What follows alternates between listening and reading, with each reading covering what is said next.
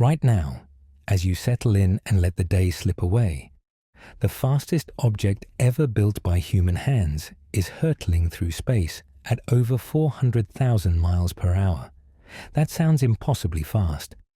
And yet, at that speed, it would still take more than 6,000 years just to reach the nearest star beyond our sun. So here is the question that might keep you awake tonight, or perhaps gently carry you into dreams. How far could you actually travel through the cosmos in one human lifetime? Not in science fiction, not in imagination, but really, truly, with the physics we understand and the universe as it actually exists. Before we go any further, if you find yourself drifting off to these cosmic journeys, consider tapping that subscribe button and maybe leaving a like. It helps this little corner of sleepy science grow, and it means more nights like this one, exploring the universe together as you drift towards sleep. The answer to our question turns out to be far stranger and more beautiful than you might expect. It involves bending time itself, stretching the very fabric of reality, and discovering that the universe plays by rules that defy our everyday experience. By the end of this journey, you will understand something profound about the relationship between speed, time, and the human experience of traveling among the stars. Let us begin where all journeys begin, right here, on this small blue world, spinning through space at about 67,000 miles per hour as we orbit our sun. You do not feel that motion. The coffee in your cup stays perfectly still. The ground beneath your feet feels solid and unmoving. But we are all travelers already, whether we know it or not. The Earth itself is moving through the Milky Way galaxy at about 500,000 miles per hour. And our entire galaxy is drifting through the universe at over 1 million miles per hour relative to the cosmic background radiation left over from the Big Bang. Motion is relative. Speed is relative. And as we will discover, time itself is relative too. But when we ask how far a human could travel through space in one lifetime, we need to start with something more practical. We need to consider the vehicles we have actually built, the speeds we have actually achieved, and the destinations that might actually be within our reach. The Moon was our first great destination beyond Earth. When Apollo 11 carried Neil Armstrong and Buzz Aldrin across that void in 1969, they traveled about 240,000 miles. The journey took roughly 3 days each way. In terms of distance, it was like driving around Earth 10 times. In terms of cosmic scale, it was barely a step outside our front door. If you could drive a car to the Moon at highway speeds, it would take about 4 months of continuous driving. The astronauts made it in 3 days because they were traveling at roughly 25,000 miles per hour. Fast by human standards, practically standing still by cosmic standards. Mars is the next obvious destination when we think about human space travel. The red planet sits between 35 million and 250 million miles away from Earth, depending on where both planets are in their orbits. When Mars is closest, at what astronomers call opposition, the distance is still over 150 times farther than the Moon. Current spacecraft take between 7 and 9 months to reach Mars. The journey requires careful timing, launching when the planets are positioned just right to minimize fuel and travel time. A human mission to Mars would mean spending the better part of a year just getting there, then waiting over a year for the planets to align again before you could return. A round trip to Mars with current technology would consume roughly 3 years of a human life. 3 years is significant. It is enough time for a child to grow from infancy to the age of walking and talking. It is enough time for friendships to form and fade. It is enough time for the world you left behind to become noticeably different from the world you remember. But in terms of cosmic distance, Mars is practically next door. The light from Mars takes only about 12 minutes to reach Earth at its closest approach. 12 minutes for light, 3 years for humans. This gap between the speed of light and the speed of human spacecraft reveals the first great challenge of interstellar travel. Light moves at approximately 186,000 miles per second. That works out to nearly 670 million miles per hour. Our fastest spacecraft, the Parker Solar Probe, reached about 430,000 miles per hour as it swung close to the Sun in late 2024. This makes it the fastest object ever built by humanity. Yet even at that tremendous speed, the Parker Solar Probe is traveling at only about 0.06% of the speed of light. Imagine a race where light is sprinting at full speed, and our fastest spacecraft is crawling along at roughly the pace of a determined snail relative to that sprint. The comparison is almost embarrassing when you think about it. The Voyager 1 spacecraft, launched in 1977, is currently the most distant human-made object from Earth. It is traveling at about 38,000 miles per hour relative to our Sun, heading out toward interstellar space. After nearly 50 years of travel, Voyager 1 has covered about 15 billion miles. That sounds like an enormous distance. And it is. But Proxima Centauri, the nearest star to our Sun, is about 25 trillion miles away. Voyager 1 would need over 73,000 years to reach it at its current speed. 73,000 years. Let that number settle into your mind as you lie there in the darkness. When Voyager 1 launched, humans had only been building spacecraft for about 20 years. 73,000 years ago, modern humans were sharing the planet with Neanderthals. The Ice Age had not yet ended. Writing would not be invented for another 68,000 years. The entirety of recorded human history fits into a tiny fraction of the time it would take Voyager to reach our nearest stellar neighbor. This is the reality of space travel with current technology. The universe is simply too big. The distances are too vast. A human lifetime of 80 or 90 years is the blink of an eye compared to the journeys required to reach even the closest stars. But here is where the story takes a beautiful turn, because the universe, as it turns out, has a loophole. A strange and wonderful quirk of physics that makes interstellar travel within a human lifetime theoretically possible. To understand this loophole, we need to talk about a physicist named Albert Einstein and his revolutionary theory of special relativity. In 1905, Einstein published a paper that changed our understanding of space and time forever. He demonstrated that time is not absolute. It does not tick along at the same rate for everyone everywhere. Instead, time flows differently, depending on how fast you are moving relative to other observers. This effect is called time dilation, and it becomes increasingly powerful as you approach the speed of light. The closer you get to light speed, the more time slows down for you relative to people who are not moving as fast. Consider a simple thought experiment. Imagine you have a twin sibling.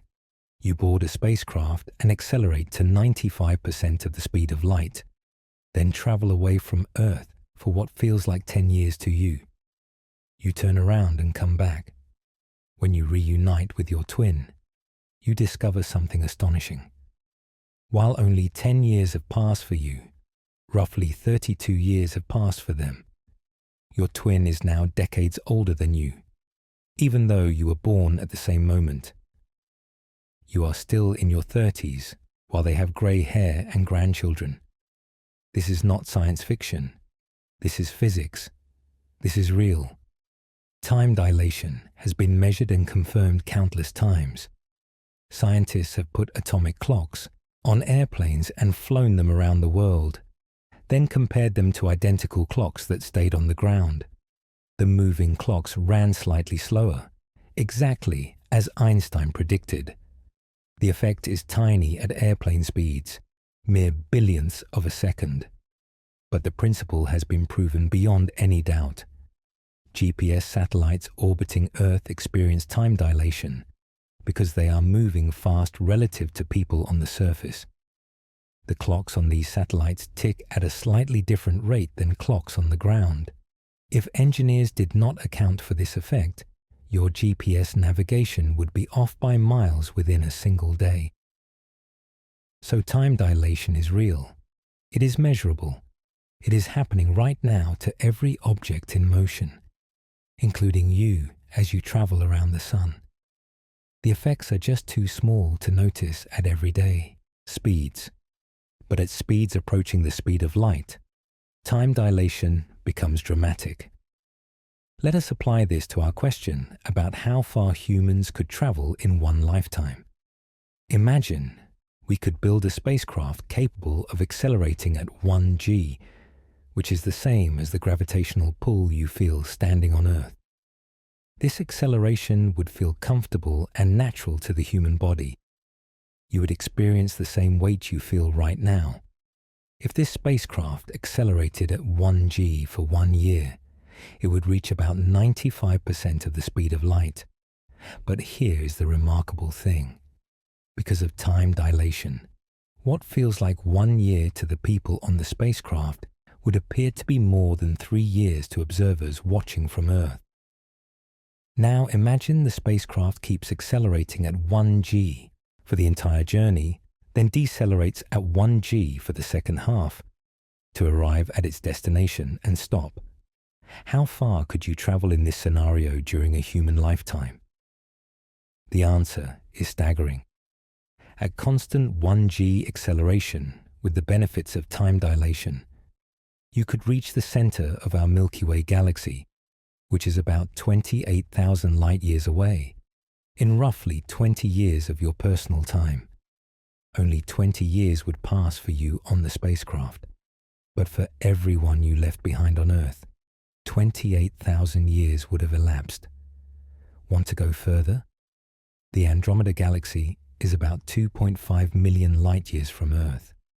With constant 1 g acceleration and deceleration, you could make that journey in approximately 28 to 30 years of your personal time. But Earth would have aged 2.5 million years. This is the beautiful, haunting mathematics of relativistic space travel. The faster you go, the more time slows down for you. The universe effectively shrinks from your perspective, while expanding wildly from the perspective of those you leave behind. In theory, using time dilation, a human being could travel to the edge of the observable universe, some 46 billion light-years away, in about 45 years of personal experience. 45 years to cross the entire observable universe. But by the time you arrived, the universe itself would be billions of years older. Everything you knew would be gone. Every star in the sky you grew up watching would have shifted and changed. Civilizations would have risen and fallen countless times on any worlds where they existed. This is both the promise and the tragedy of relativistic travel. You can go almost anywhere, but you can never truly come home. Let us step back from these cosmic scales for a moment and consider more modest destinations. Because before we can dream of crossing galaxies, we should understand what it would take to reach our nearest stellar neighbors. Proxima Centauri, as we mentioned, is about 4.25 light-years from Earth. That means light itself, traveling at the cosmic speed limit, takes over 4 years to make the journey. If we could somehow build a spacecraft capable of traveling at half the speed of light, a tremendous achievement far beyond our current abilities, it would still take about 8.5 years to reach Proxima Centauri. Add in time to accelerate and decelerate, And you are looking at a journey of roughly a decade. A decade is a significant chunk of a human lifetime. But it is achievable. People have been imprisoned for longer periods and emerged to live full lives afterward. A 10-year journey to another star would be grueling, isolating, and psychologically challenging, but it would not consume an entire life. The challenge, of course, is achieving anything close to half the speed of light. Our current fastest spacecraft move at tiny fractions of 1% of light speed. To accelerate a crewed spacecraft to 50% of light speed would require energy reserves that stagger the imagination. Consider the Breakthrough Starshot project, which proposes sending tiny light sail probes to Alpha Centauri. These probes would weigh only grams and would be accelerated by powerful ground-based lasers to 20% of the speed of light. At that speed, they would reach Proxima Centauri in about 20 years. But these are flyby probes, not spacecraft that slow down and explore. And they carry no humans. Scaling this technology up to a crewed spacecraft presents enormous problems. The energy required increases with mass. A spacecraft large enough to support human life for a multi-year journey would weigh millions of times more than a gram-scale probe. The power requirements become almost inconceivable. There is also the problem of what happens when you hit something. Space is mostly empty, but mostly is not completely. Dust particles, atoms of hydrogen, the occasional pebble-sized chunk of rock. At half the speed of light, hitting a grain of sand would release energy equivalent to a bomb. Any interstellar spacecraft would need shielding capable of deflecting or absorbing these impacts. That shielding adds mass, which requires more energy, which requires more fuel, which adds more mass. The mathematics quickly become discouraging. But let us not dwell on the obstacles tonight. Let us instead marvel at what physics tells us is possible, even if engineering has not yet caught up. The nearest dozen stars to our Sun lie within about 12 light years. This stellar neighborhood includes Alpha Centauri, Barnard's star, Wolf 359, Leyland 21, 185, and several others. Some of these stars have planets. Proxima Centauri has at least one planet in its habitable zone, where liquid water could potentially exist on the surface.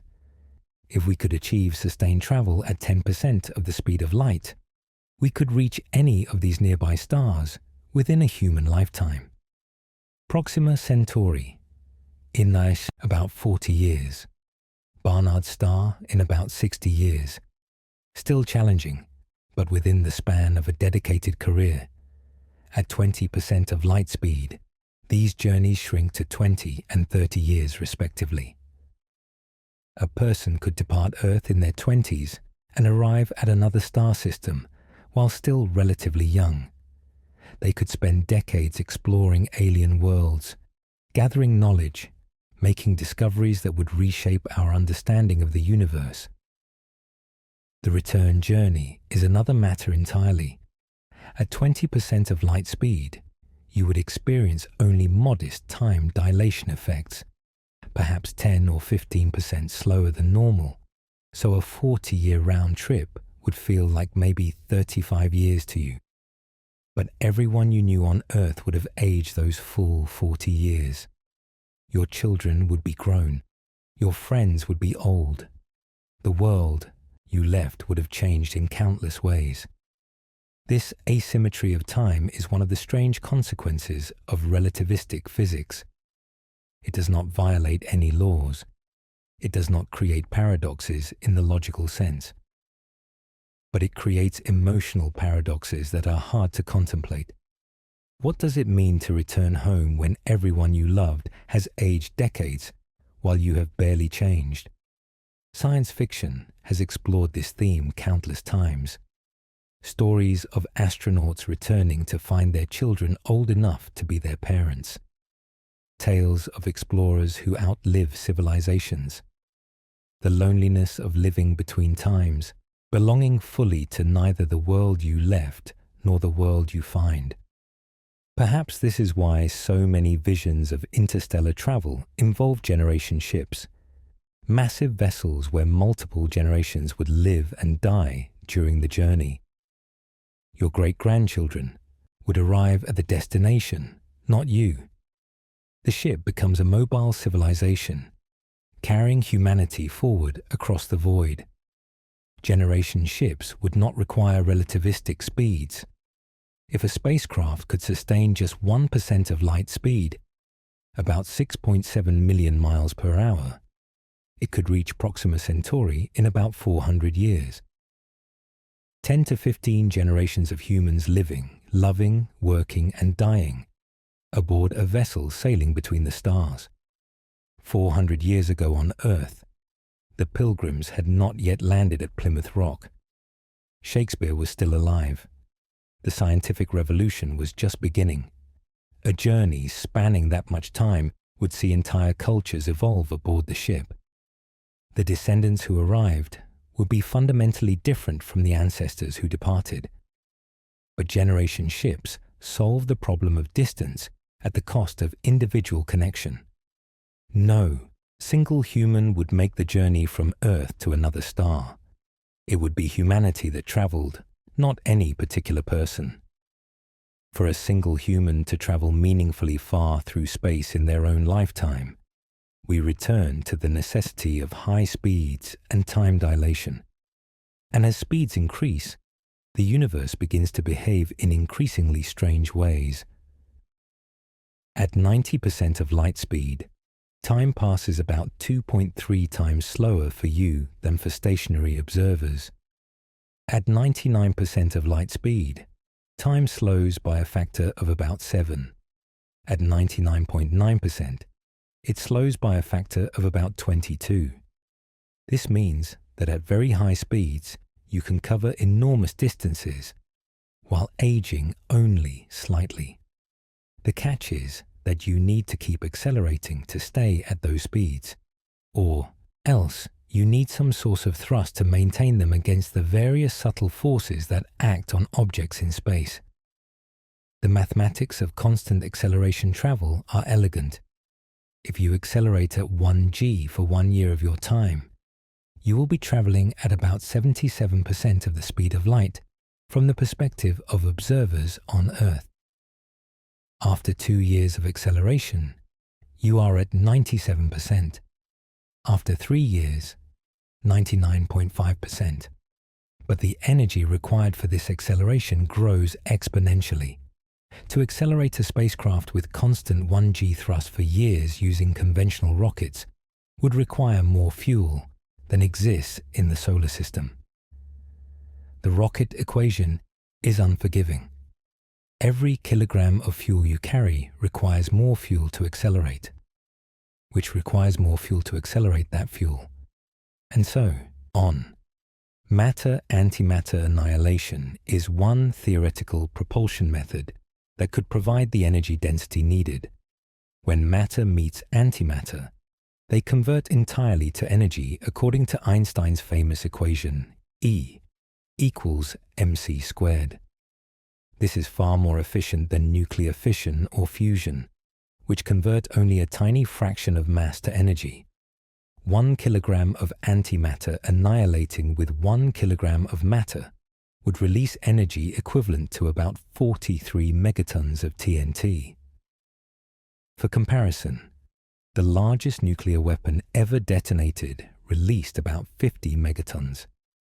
A spacecraft carrying a few tons of antimatter fuel could theoretically achieve the velocities needed for relativistic travel. The problem is that we cannot produce antimatter in large quantities.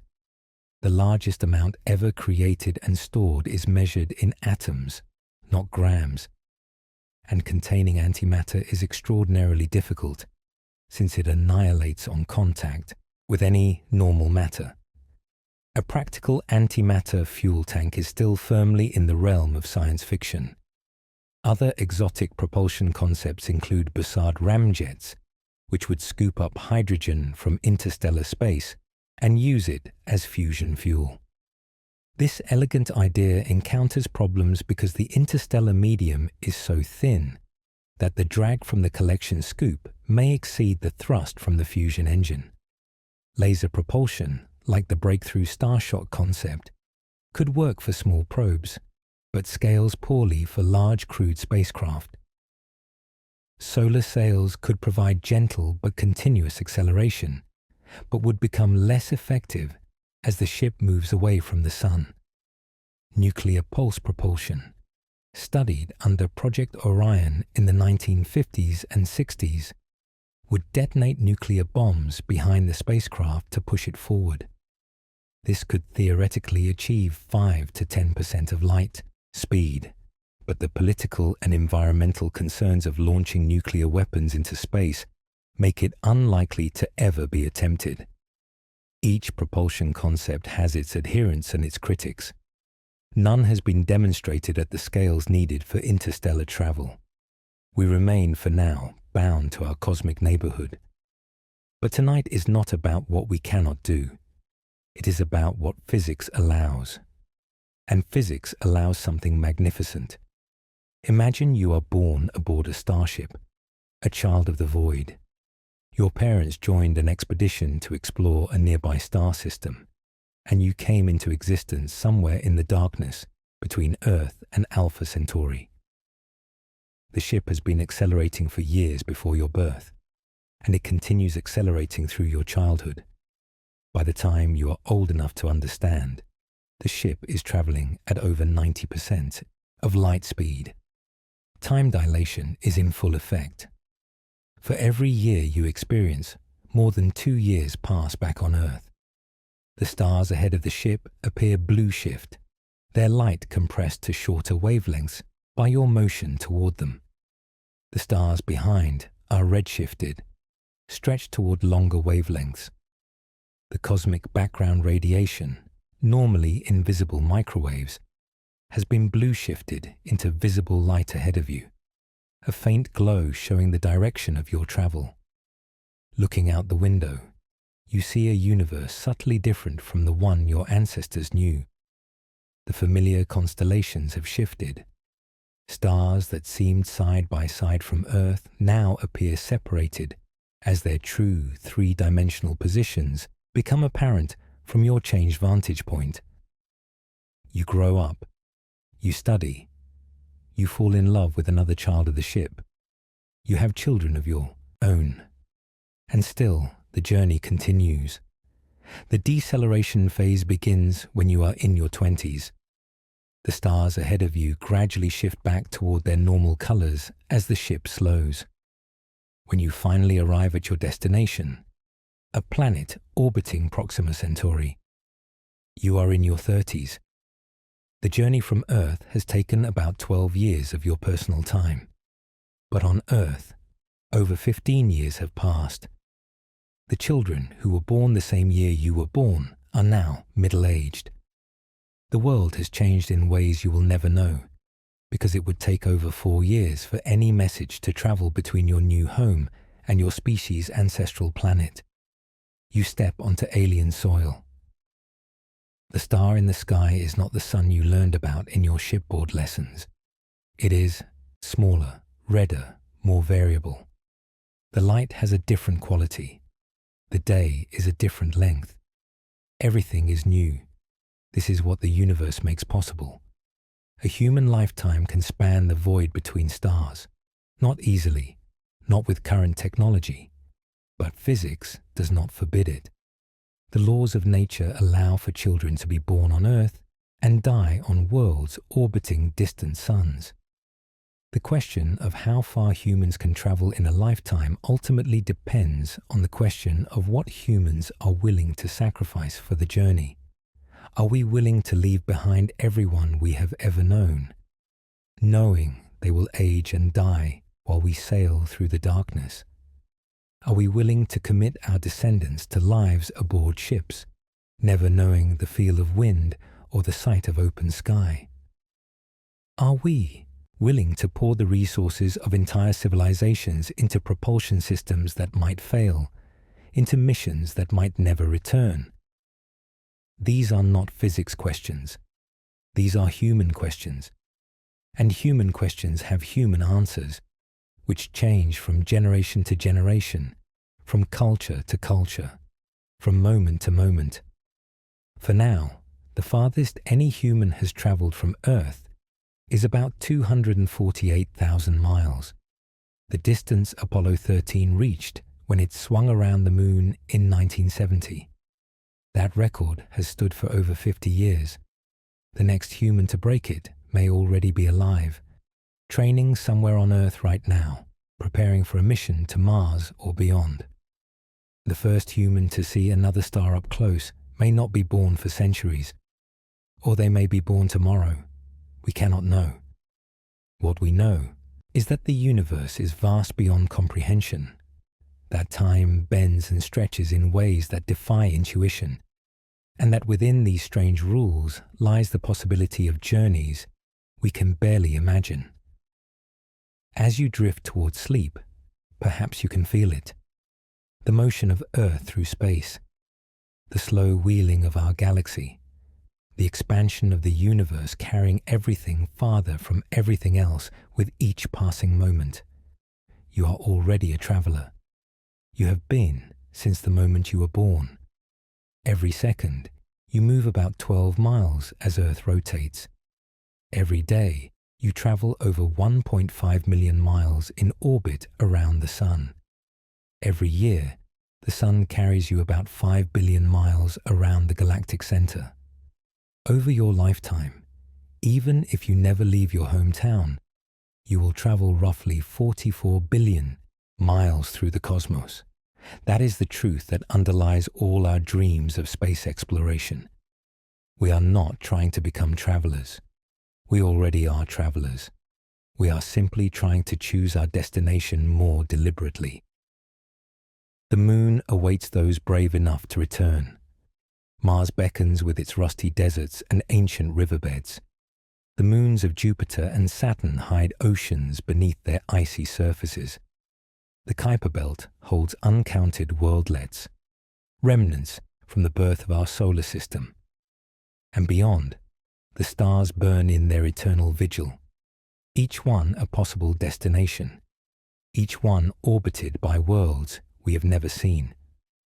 Some of those worlds may have their own travellers, beings who look up at their alien skies and wonder about the distances between stars, beings who ask the same questions we ask. How far can we go? How much is out there? Are we alone? These questions have no easy answers, but they have answers. Physics tells us the rules, engineering tells us the constraints, biology tells us the requirements, and human will tells us the dream. The dream is simple: to go, to see, to know. To stand beneath skies no human has ever witnessed and feel the ancient light of distant suns on your face. How far can you travel in a lifetime? With current technology, perhaps Mars and back.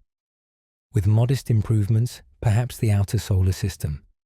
With revolutionary breakthroughs, perhaps the nearest stars. With time dilation and speeds approaching light, perhaps galaxies. The universe does not care how far we want to go. It simply exists, vast and patient and indifferent.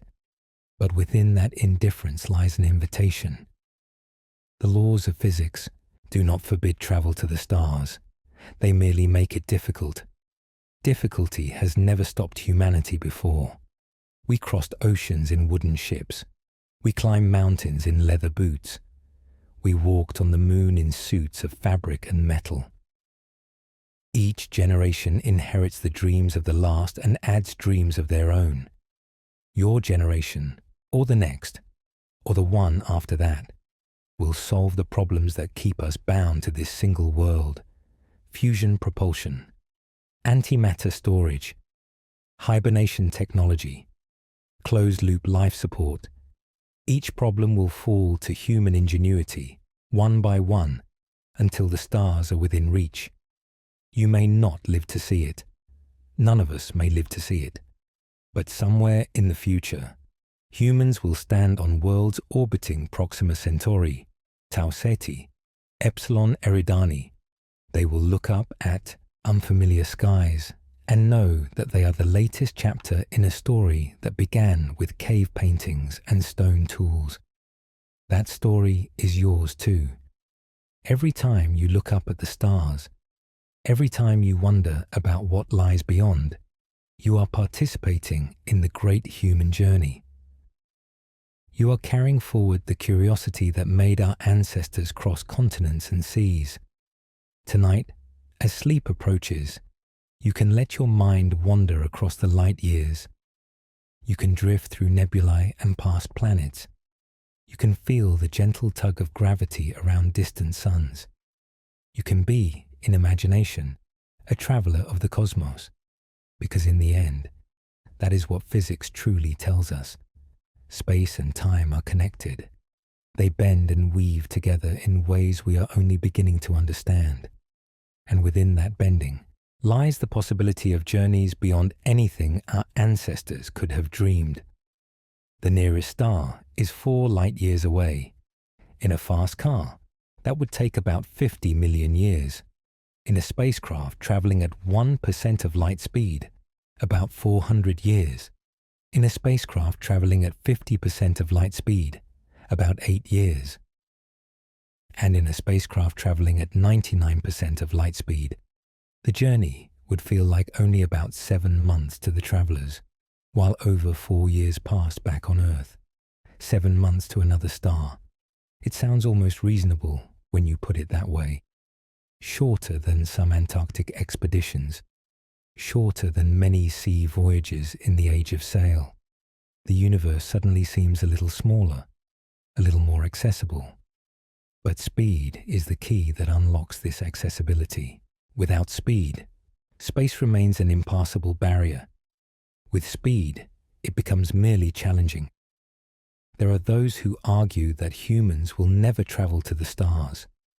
They point to the energy requirements, the engineering challenges, the sheer distances involved. They may be right. No one can predict the future with certainty. But there are others who look at the same challenges and see opportunities. They see problems to be solved, not barriers that cannot be crossed. They remember that every great achievement in human history was once considered impossible by reasonable people using reasonable assumptions. Powered flight was impossible until it was not. Reaching the moon was impossible until it was not. Sequencing the human genome was impossible until it was not. Perhaps interstellar travel will follow the same pattern. The cosmos is patient. It has been here for billions of years and will be here for billions more. Whether humans join the community of stars or remain forever on this single world is up to us. The universe extends its invitation and waits to see how we will respond. In the meantime, we have tonight. We have the stars visible through your window. We have the knowledge that each of those points of light is a sun, and around many of them orbit worlds. Some of those worlds may be watching Earth tonight, wondering about the small blue dot that sometimes outshines the ancient stars. What stories might they tell about us? What legends might they create? Do they count us among the traveling peoples, or do they see us as a young species, still learning the basics of spaceflight?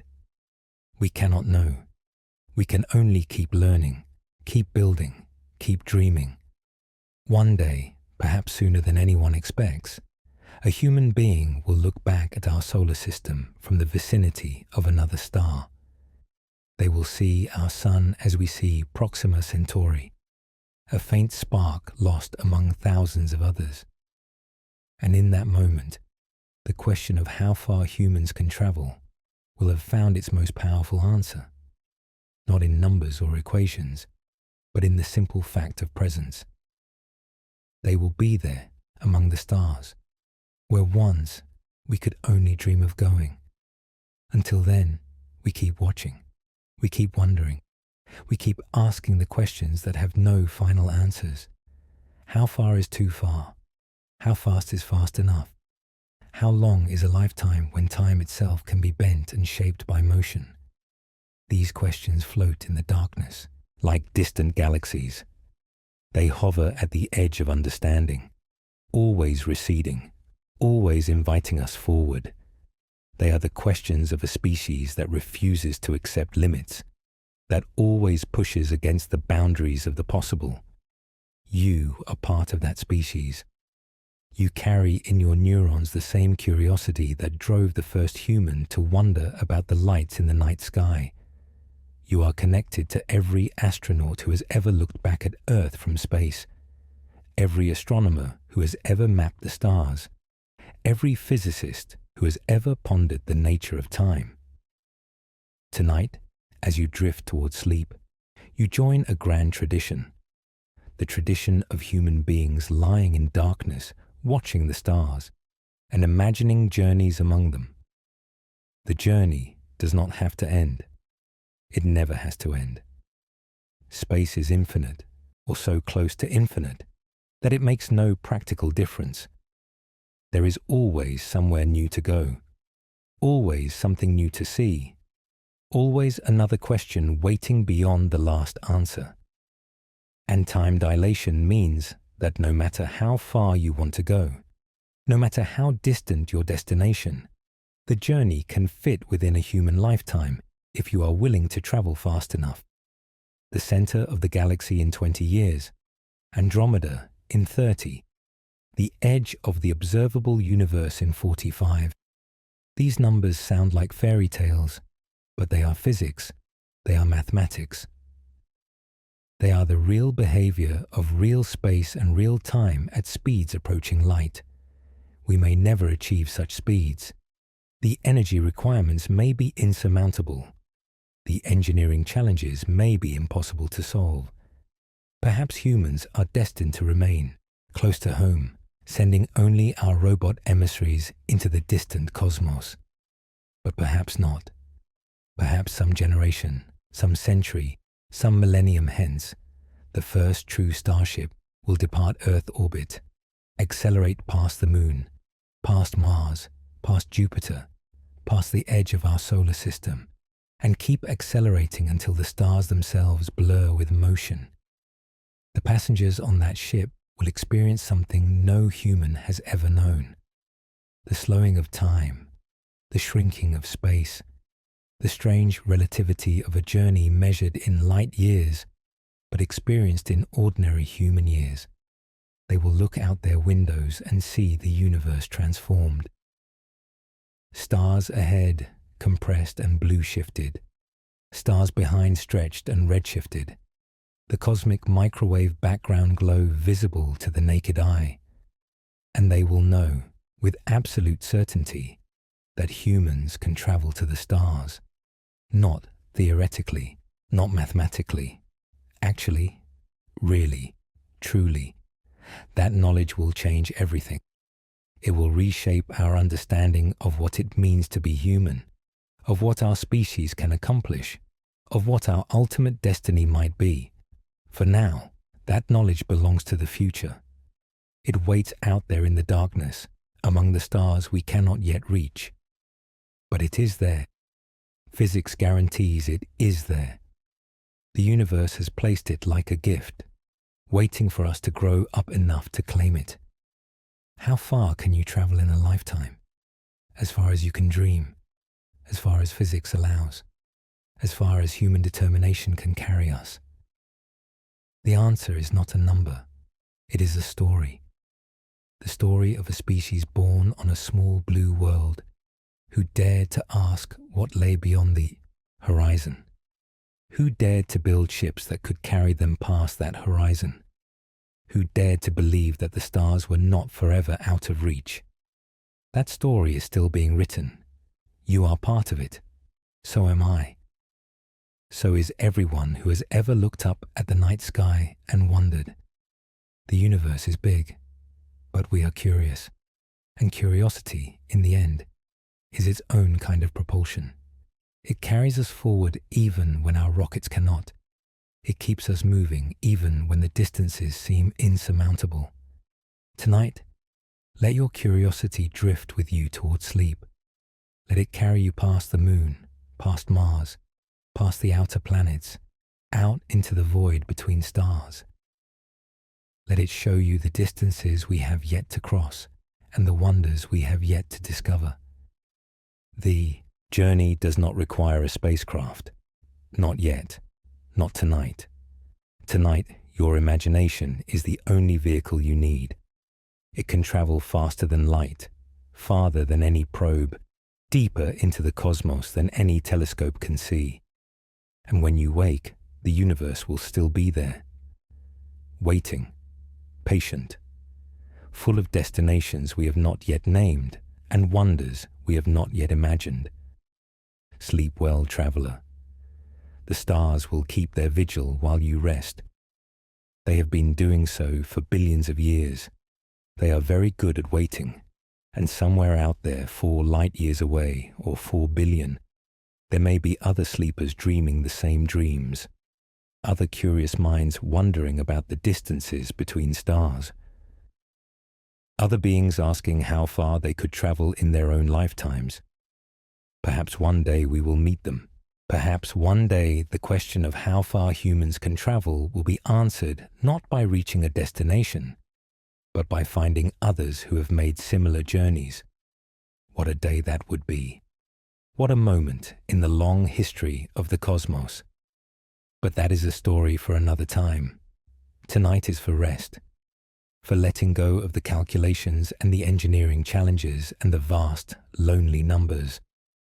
Tonight is for dreaming of stars. The solar system stretches out around you like a model of possibility. The inner planets, small and rocky, baked by the nearby sun or frozen in its feeble distant light. The outer giants, massive and mysterious, wrapped in clouds and circled by moons that might themselves be worlds worth exploring. Beyond Neptune lies the Kuiper Belt, a ring of icy bodies left over from the formation of the solar system. Pluto lives here, along with countless smaller objects. Some of them may never have been touched by light brighter than the distant glow of our sun. And beyond the Kuiper Belt lies the Oort cloud, a theoretical shell of comets and icy debris extending perhaps halfway to the nearest star. No spacecraft has ever reached the Oort cloud. Voyager 1, our most distant probe, will take about 300 years to reach its inner edge, and perhaps 30,000 years to pass through it entirely. 300 years to reach the inner Oort cloud, 30,000 years to exit our solar system completely, and then another 40,000 years to reach Proxima Centauri. These numbers can feel crushing when you consider them directly. They can make interstellar travel seem not just difficult but absurd. Why would anyone even attempt a journey measured in tens of thousands of years? But remember time dilation. Remember the strange gift that physics gives to those who travel fast enough. At half the speed of light, the journey to the inner Oort cloud would take only a few weeks. At 90% of light speed, the entire solar system, from the sun to the outer limits of the Oort cloud, could be traversed in a matter of months. Speed changes everything. It is the magic that transforms impossible distances into manageable journeys. It is the key that unlocks the cosmos for human exploration. We do not have that key yet. Our fastest spacecraft are still creeping along at tiny fractions of light speed, but we know the key exists. We know where to find it. We know, in principle, how it would work. The challenge is building the lock, creating the propulsion systems that can accelerate spacecraft to the speeds where time dilation becomes significant, solving the engineering problems of shielding, life support, navigation, and communication over interstellar distances. These are hard problems, perhaps the hardest problems humanity has ever faced. But they are problems, not impossibilities. They have solutions, Even if we do not know what those solutions are yet, every problem has a solution or an explanation for why no solution exists. For interstellar travel, physics provides no explanation for impossibility. It simply provides challenges that our current technology cannot yet meet. That distinction matters. It is the difference between something being physically impossible and something being merely very, very difficult. Flying was once very, very difficult. Now billions of people do it every year without a second thought. Communicating instantly across thousands of miles was once very, very difficult. Now we carry devices in our pockets that make it trivial. Perhaps interstellar travel will follow the same path. Perhaps in a few centuries, a few millennia, or a few million years, traveling between stars will be as routine as traveling between continents is today. Or perhaps not. Perhaps there are barriers we do not yet understand. Perhaps the energy requirements will prove insurmountable. Perhaps the psychological challenges of long-duration spaceflight will never be solved. Perhaps some unforeseen factor will keep humanity forever trapped in our single solar system. We cannot know. The future is fundamentally unpredictable. All we can do is keep learning, keep building, keep reaching toward the stars, and tonight, keep dreaming. The dreams of one generation become the goals of the next and the achievements of the one after that. What we imagine in darkness sometimes emerges into the light of day. The spacecraft that will one day carry humans to the stars may already exist as a sketch in someone's notebook, a simulation in someone's computer, an idea in someone's mind. Perhaps that someone is you.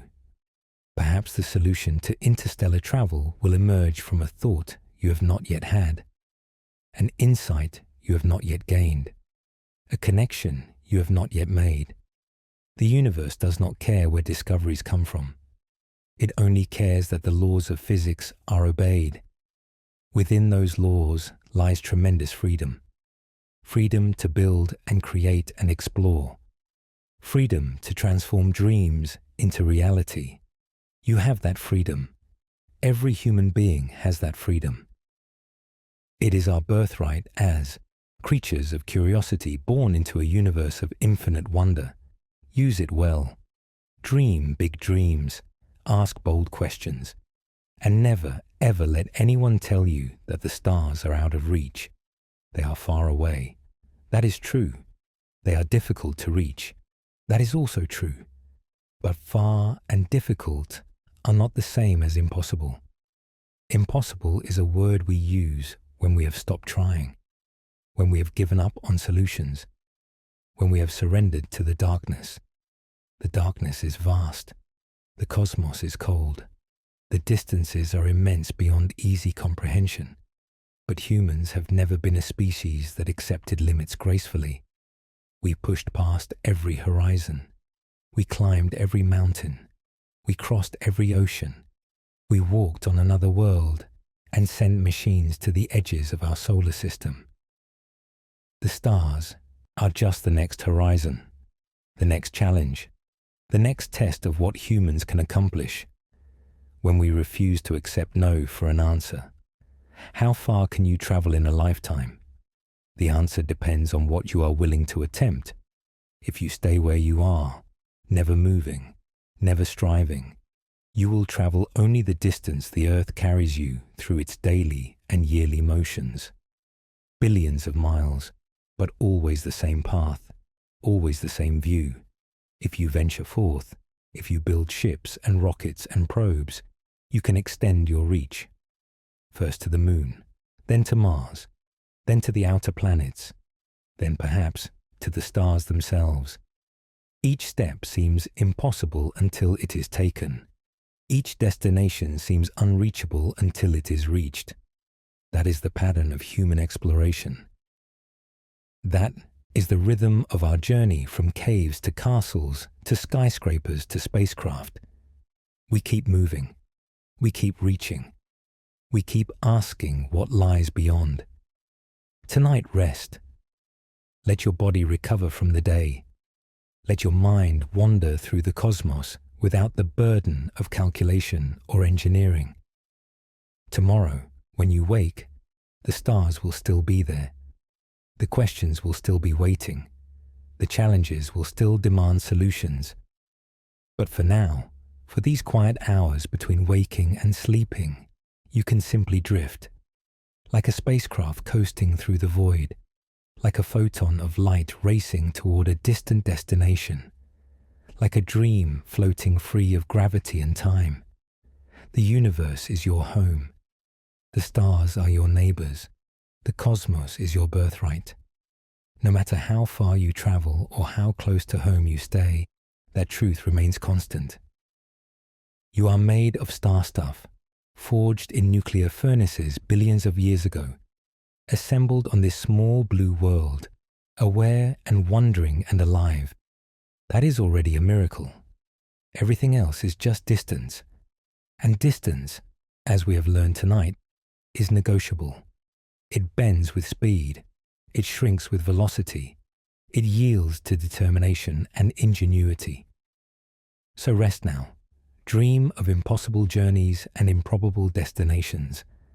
Let your imagination range across the light years and your curiosity carry you to the edges of the known universe.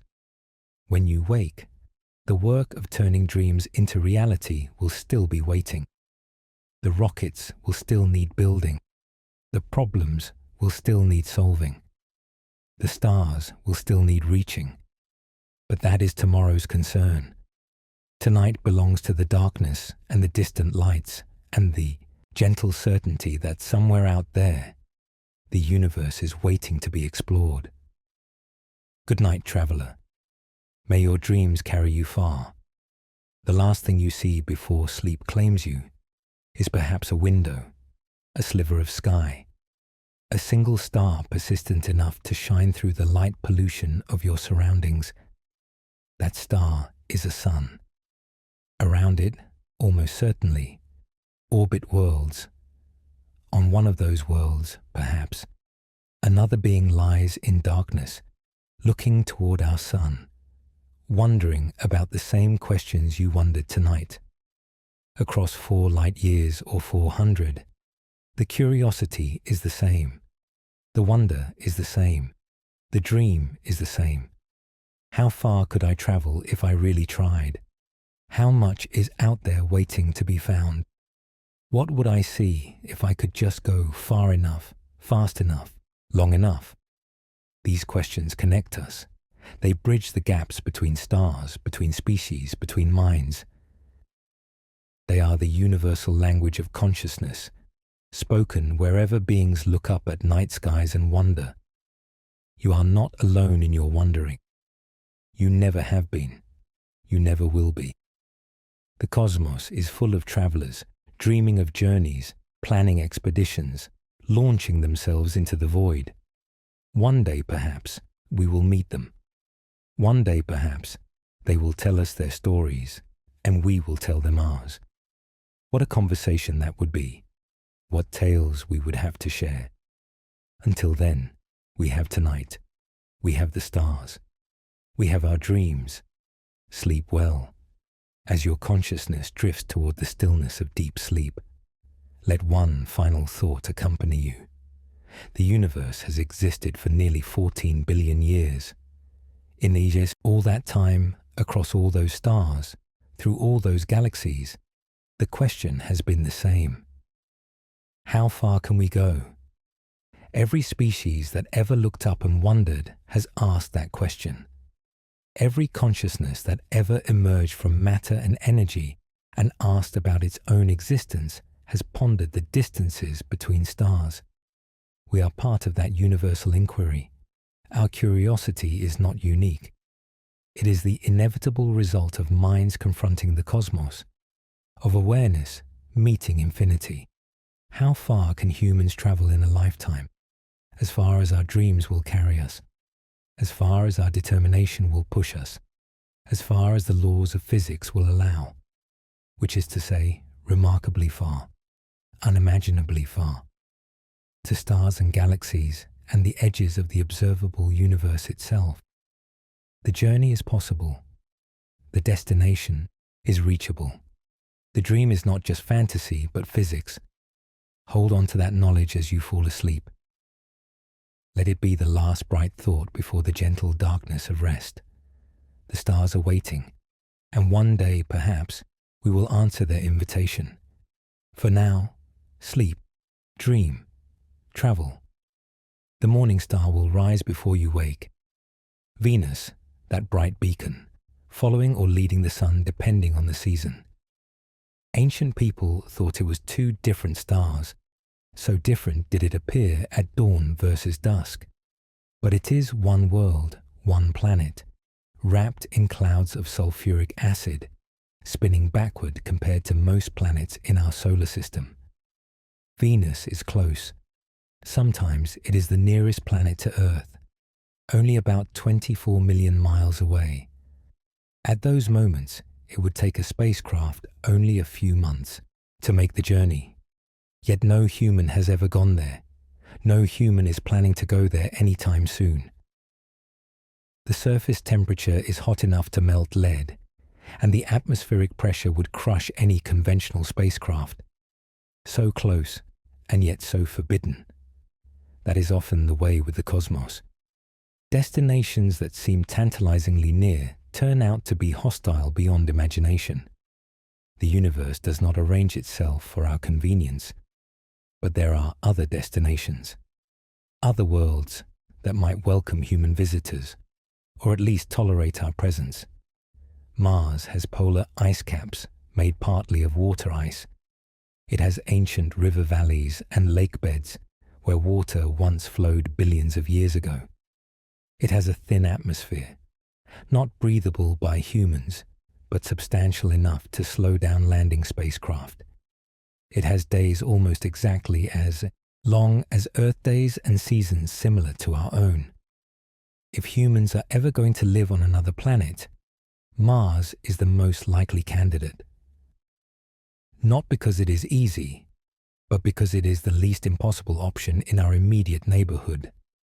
The journey to Mars takes about 7 months with current propulsion technology. During that time, astronauts would experience weightlessness, unless their spacecraft was designed to rotate and create artificial gravity. They would be exposed to solar radiation and cosmic rays. They would live in a tiny capsule with no possibility of rescue if anything went wrong.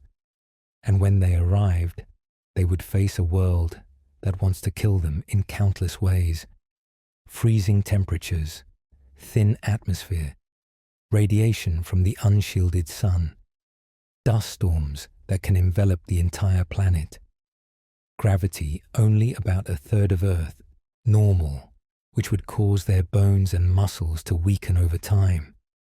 Why would anyone go? Why would anyone risk their life, spend years in cramped quarters, endure isolation and danger and discomfort, just to stand on red sand under a butterscotch sky? Because it is there. Because humans have always gone to the edge of the possible and then pushed past it. Because some questions can only be answered by going to look. Is there life on Mars? We do not know. Our rovers have not found any. But they have only scratched the surface, literally and figuratively. Life on Mars, if it exists, might be hiding underground, in caves, in ice deposits, in places our machines have not yet explored. Finding life on Mars would change everything. It would tell us that life is not a unique accident of Earth, but a common feature of the universe. It would suggest that wherever conditions allow, life emerges. It would transform our understanding of our place in the cosmos. That question alone is worth the journey, worth the risk, worth the years of travel and the hardship of living on an alien world. But Mars is still so close in cosmic terms, still within our solar neighborhood, still just a few light minutes from Earth. Beyond Mars lies the asteroid belt, millions of rocks ranging from dust grains to dwarf planets. Some of these asteroids contain precious metals, rare elements, water ice.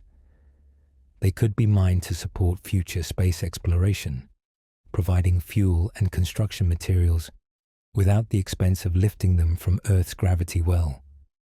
Beyond the asteroid belt lies Jupiter, king of the planets, massive enough to hold over 1,000 Earths, surrounded by dozens of moons, some of which are worlds in their own right. Europa, one of Jupiter's moons, has a frozen surface beneath which lies a global ocean of liquid water. That ocean contains more water than all the oceans of Earth combined, and where there is liquid water, there might be life. Sending a probe to Europa's ocean is one of the great challenges of space exploration. The ice shell is miles thick. Any submarine that penetrated it would need to operate autonomously for years, since radio signals take too long to travel between Jupiter and Earth for remote control. What would we find in that dark ocean? Perhaps nothing. Perhaps simple microbes. Perhaps something stranger and more wonderful than we can imagine. We will not know until we go and look. Saturn lies beyond Jupiter, with its magnificent rings and its own collection of moons. Titan, Saturn's largest moon, has a thick atmosphere and lakes of liquid methane on its surface. It is the only moon in our solar system with a substantial atmosphere, and the only body other than Earth known to have standing liquid on its surface. Titan's chemistry is exotic. The temperatures are hundreds of degrees below zero. The rain is not water but hydrocarbons. The rivers carve channels through ice as hard as rock. Could life exist in such conditions? Perhaps a form of life utterly different from anything we know. Life based on different chemistry, different energy sources, different ways of organizing matter into self-reproducing systems. Or perhaps not. Perhaps Titan is as dead as it appears through our telescopes. We will not know until we explore it more thoroughly. Uranus and Neptune wait even farther out. Ice giants wrapped in blue-green atmospheres, circled by rings and moons we have barely glimpsed. Voyager 2 flew past both planets in the 1980s and showed us strange worlds with extreme axial tilts, magnetic fields askew, moons that appear to have been captured from elsewhere. We have sent no spacecraft back to these distant giants since then. They remain the least explored planets in our solar system, mysterious and remote. And beyond Neptune lies the Kuiper Belt, Pluto's neighborhood. Thousands of icy worlds, remnants of the solar system's formation, orbiting in the cold darkness at the edge of the sun's influence. New Horizons flew past Pluto in 2015 and showed us a world far more complex and interesting than anyone expected. Heart-shaped nitrogen glaciers, mountains of water ice, a thin atmosphere that freezes and falls as snow during Pluto's long winter. How many other surprises await us in the Kuiper Belt? How many worlds have we not yet discovered, have not yet photographed, have not yet named? The inventory of our own solar system is incomplete. We are still finding new objects, still mapping the outer reaches, still learning about our cosmic backyard. This is the arena where human space travel will play out for the foreseeable future. Not among the stars, not yet, but among the planets and moons and asteroids and comets of our own sun's domain. A human lifetime is long enough to explore this arena thoroughly, long enough to visit every planet, stand on every major moon, sample the ice of comets and the rocks of asteroids. With constant 1g acceleration, you could reach Pluto in about 3 weeks. 3 weeks from Earth to the edge of the classical solar system. That is shorter than many ocean voyages in the age of sail. Of course, we cannot yet achieve constant 1g acceleration for extended periods. Our spacecraft coast for most of their journeys, coasting being just another word for falling through space in a controlled direction. But imagine what human exploration could look like with faster propulsion. Imagine missions to the outer solar system that take months instead of years. Imagine scientists able to visit half a dozen worlds in a single career, rather than spending an entire life waiting for data from one probe to arrive. The solar system would open up like a flower. Every destination would become accessible. Every question would become answerable. The great age of exploration would begin anew, this time with the entire sun's family as its domain. This vision is not fantasy. It is engineering. Hard engineering, expensive engineering, but engineering nonetheless. Fusion propulsion could cut travel times dramatically. Nuclear thermal rockets could double or triple the efficiency of chemical engines. Solar sails could provide continuous low acceleration over long periods. Each technology has its challenges. Each requires development and investment and testing. But none violates the laws of physics. All are within the realm of possibility for a civilization willing to commit resources to their development. The question is not whether we can explore the solar system thoroughly. The question is whether we will choose to do so. That choice belongs to you, to your generation, to the humans living now and in the coming decades. Will we turn inward, focusing on the problems of our single world? Will we turn outward, reaching for the planets and eventually the stars? Will we find some balance between these impulses, addressing Earth's challenges while also extending humanity's presence into space? These are political questions, economic questions, ethical questions. They are beyond the scope of physics and engineering.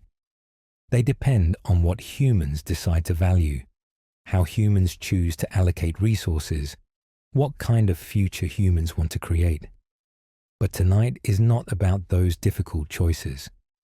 Tonight is about the simple wonder of the cosmos, the distances, the possibilities, the strange and beautiful behavior of space and time at high velocities. Tonight is about dreaming. So dream of spacecraft that can accelerate forever. Dream of journeys measured in weeks instead of years. Dream of stepping onto worlds no human has ever touched. Breathing recycled air beneath alien skies. These dreams are not idle fantasies. They are roadmaps, previews of what might be, glimpses of possible futures waiting to be chosen. The sun is one star among billions in our galaxy. The Milky Way is one galaxy among trillions in the observable universe. The scale of existence is so vast that no human mind can truly comprehend it. But we can reach toward it. We can extend ourselves as far as physics allows. We can travel in one human lifetime, farther than our ancestors could have imagined possible.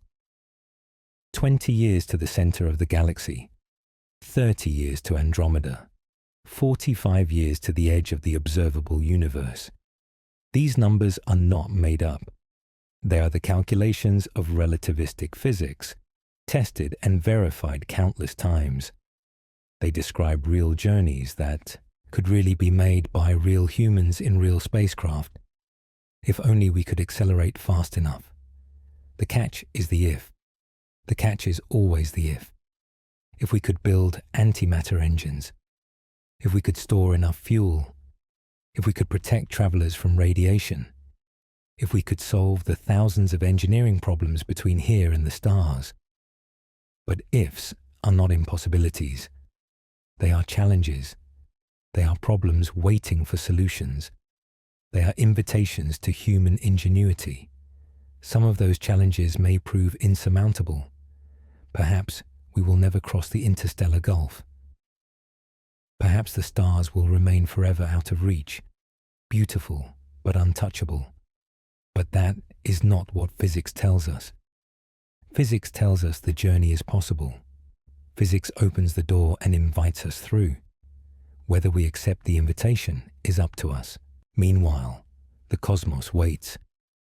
Patient, vast, indifferent to our choices. The Andromeda Galaxy is approaching our Milky Way at roughly 250,000 miles per hour. In about 4 billion years, the two galaxies will begin to merge. A collision that will take hundreds of millions of years to complete. New stars will form from compressed gas clouds. Some existing stars will be flung into intergalactic space.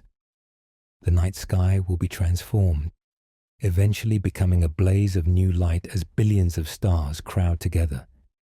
If humans or our descendants are still around in 4 billion years, they will witness this cosmic spectacle. They will see two galaxies become one, a merger that happens countless times throughout the universe, but rarely within the lifetime of any single civilization.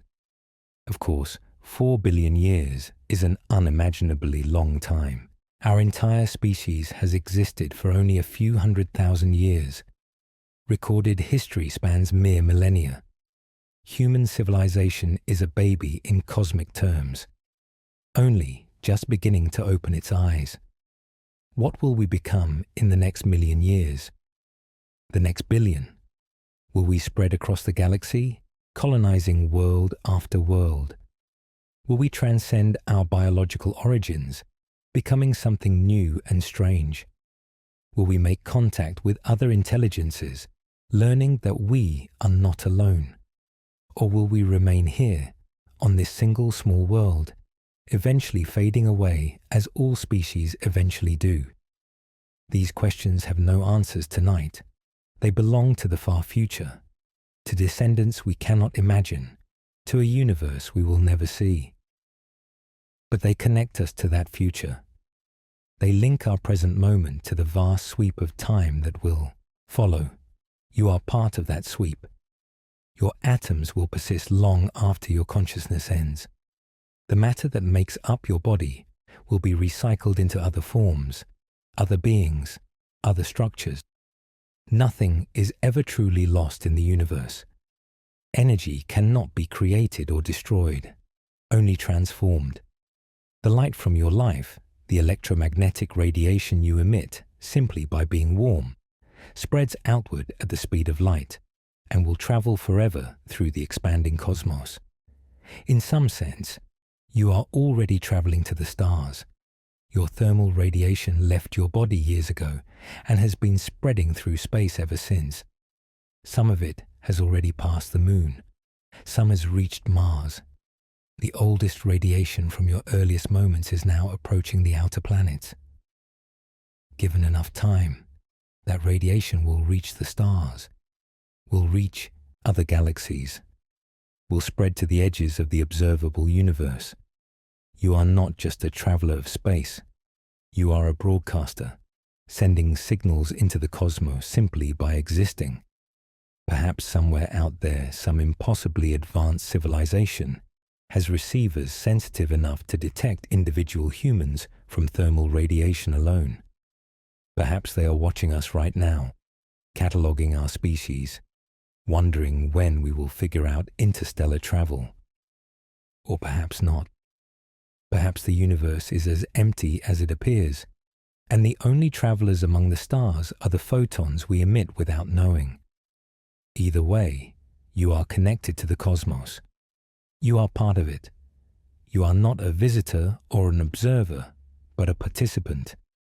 The universe is experiencing itself through you, through your eyes, through your thoughts, through your dreams of traveling among the stars. That is perhaps the strangest and most wonderful truth of all. The cosmos has produced creatures capable of contemplating the cosmos.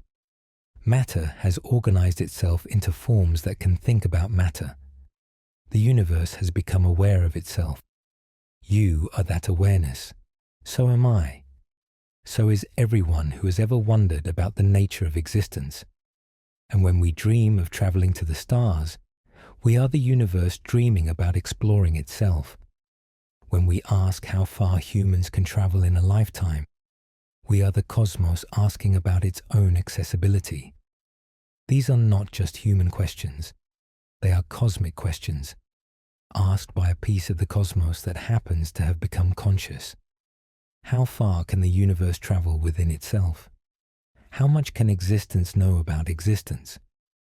What are the limits of self-awareness applied to a 14 billion-year-old, 93 billion light-year-wide expansion of space and time and matter and energy?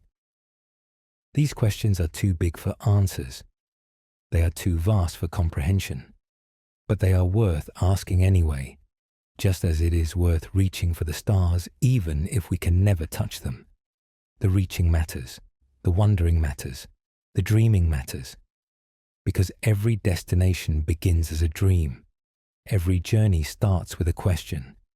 Every achievement emerges from imagination before it crystallizes into reality.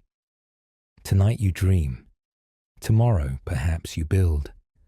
Or perhaps you simply continue dreaming, passing your questions to the next generation, adding your wonder to the collective human inquiry that has been running since the first conscious being looked up at the stars. That inquiry will continue long after you are gone. It may continue for millions or billions of years. It may continue until the universe itself grows cold and dark and empty. What answers will it find? What destinations will it reach? What journeys will it complete? We cannot know. We can only contribute our piece, add our dreams to the total, pass the torch to those who come after, and trust that the universe, vast and patient and beautiful, will keep its invitation open. Come, it says, explore, see what lies beyond the next horizon. The invitation is always there, has always been there, will always be there. Accepting it is up to us. For now, you rest. You recover your strength. You let your mind wander through the possibilities. Tomorrow is another day. Tomorrow you can think about rockets and propulsion systems and orbital mechanics. Tomorrow you can work on the problems that separate us from the stars. But tonight belongs to the darkness and the distant lights and the gentle truth that you are, have always been, and will always be a traveler through space. Good night, fellow wanderer. May your dreams be vast and your rest peaceful. The morning will come, as it always does. The sun will rise, as it has for billions of years, and the stars, hidden by daylight but never truly gone, will continue their ancient dance around the galaxy. When next you see them, perhaps you will look at them differently. Perhaps you will see not just lights, but destinations. Not just distances, but challenges. Not just the limits of human reach, but the extent of human possibility. That is what understanding physics gives us. Not answers that close questions, but perspectives that open new ones. How far can humans travel in a lifetime? We have explored that question from many angles tonight. We have looked at current technology and future possibilities. We have considered time dilation and relativistic physics. We have dreamed of journeys to nearby stars and distant galaxies. The answer, we have found, is not a single number, but a spectrum. From the moon to Mars with current rockets, from Mars to the outer planets with improved propulsion, from the solar system to the stars with technologies not yet invented, from the stars to the edges of the observable universe with speeds approaching light. At every scale, new possibilities emerge. At every level, new challenges arise. But nowhere does physics say stop. Nowhere do the laws of nature declare a destination permanently off limits. The universe is open to us, all of it. Every star, every galaxy, every destination we can imagine. We just have to figure out how to get there. And we will. Not tonight, not tomorrow, perhaps not for centuries. But eventually, humans or our descendants will stand beneath alien suns and remember the nights we spent dreaming of exactly that. they will look back at us, at our generation, and see the dreamers who made their journey possible, the visionaries who refused to accept that the stars were out of reach, the explorers who first asked, seriously and persistently, how far humans could really travel in a lifetime. That legacy is worth creating. That future is worth imagining. Those dreams are worth having. So rest now, dream well, and when you wake, carry a piece of the cosmos with you. You are made of stars. You are bound for stars. Everything in between is just the journey. The night grows deeper. The stars wheel overhead, invisible but present. Somewhere, photons that left distant suns millions of years ago are just now arriving at Earth, completing journeys that began before humans existed. You are surrounded by ancient light, bathed in photons that have crossed unimaginable distances, connected through radiation to every star in the sky. This connection is not mystical or metaphorical. It is physical, real, measurable. The light enters your eyes, triggers electrical signals, creates patterns in your neurons. The universe literally writes itself into your brain every time you look up. And when you dream, some of those patterns activate. Neural networks shaped by starlight fire in the darkness of sleep. The cosmos echoes through your consciousness even as your body lies. Still, you are never truly separated from the universe. You are never truly alone. Even in the quietest moment, in the deepest sleep, you remain part of something vast and ancient and ongoing. That thought can be terrifying or comforting depending on your perspective. The vastness of space can make human concerns seem trivial. The age of the universe can make human lives seem impossibly brief. But there is another way to see it, a way that finds meaning in the very scale that might otherwise feel crushing. Consider this. The universe is 14 billion years old. It contains trillions of galaxies. It has produced countless stars and planets and moons. And yet, as far as we know, you are one of the only parts of the universe that has ever wondered about any of this. In 14 billion years, across trillions of galaxies, the universe has produced vanishingly few conscious beings capable of contemplating their own existence. Perhaps we are not alone. Perhaps life is common. Perhaps the cosmos teems with wondering minds. But perhaps not. Perhaps consciousness is rare beyond imagination. Perhaps you are among the most precious phenomena the universe has ever produced. Either way, your wondering matters. Your questions have cosmic significance. Your dreams of traveling to the stars are not trivial distractions, but the universe asking about its own nature. That is worth remembering when the scale of existence feels overwhelming. You are not insignificant. You are literally the cosmos trying to understand itself. And understanding, in some deep sense, is what the universe is for. Not in a designed or intentional way. The universe has no purpose in that sense. But consciousness emerged from matter, and consciousness asks questions, and questions are a form of connection. Every question links the questioner to what is being questioned. Every wonder creates a relationship between the one who wonders and the thing wondered about. You are in relationship with the stars every time you look at them. You are in relationship with the cosmos every time you ask how far humans might travel. That relationship is real. It matters. It is part of what makes you who you are. So take comfort in the vastness. Find peace in the distances. Let the scale of the universe hold you, rather than diminish you. You are home here, among the stars. You always have been. Now rest. The journey continues tomorrow. The questions will still be waiting. The cosmos will still extend its invitation.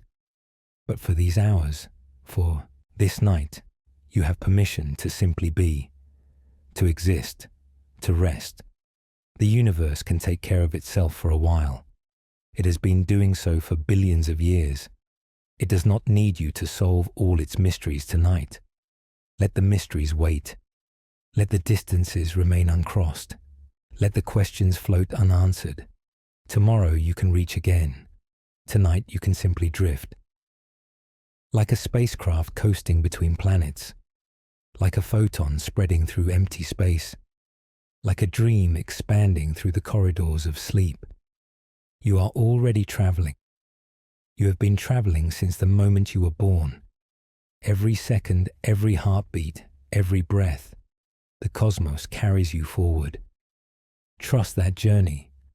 Trust the motion you cannot feel. Trust the universe to continue its expansion while you rest. The stars are patient. They have been shining for billions of years and will continue for billions more. They do not mind if you sleep. They do not demand constant attention. Look at them when you can. Dream of them when you cannot.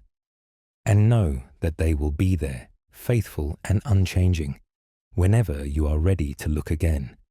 4 light years to the nearest star. 28,000 light years to the center of the galaxy. 2.5 million light years to Andromeda. 13 billion light years to the edge of the observable universe. These distances exist. They are real. And somewhere within them, perhaps, other minds are dreaming the same dreams you dream tonight. Other beings wondering about the distances between stars. Other consciousnesses asking how far they might travel in their own lifetimes. Other pieces of the cosmos contemplating their place within it. You are not alone in your wondering. You never were. You never will be. The universe is vast enough to hold many dreamers, many travelers, many questioners. Some of them may already be among the stars. Some may still be bound to single worlds, as we are.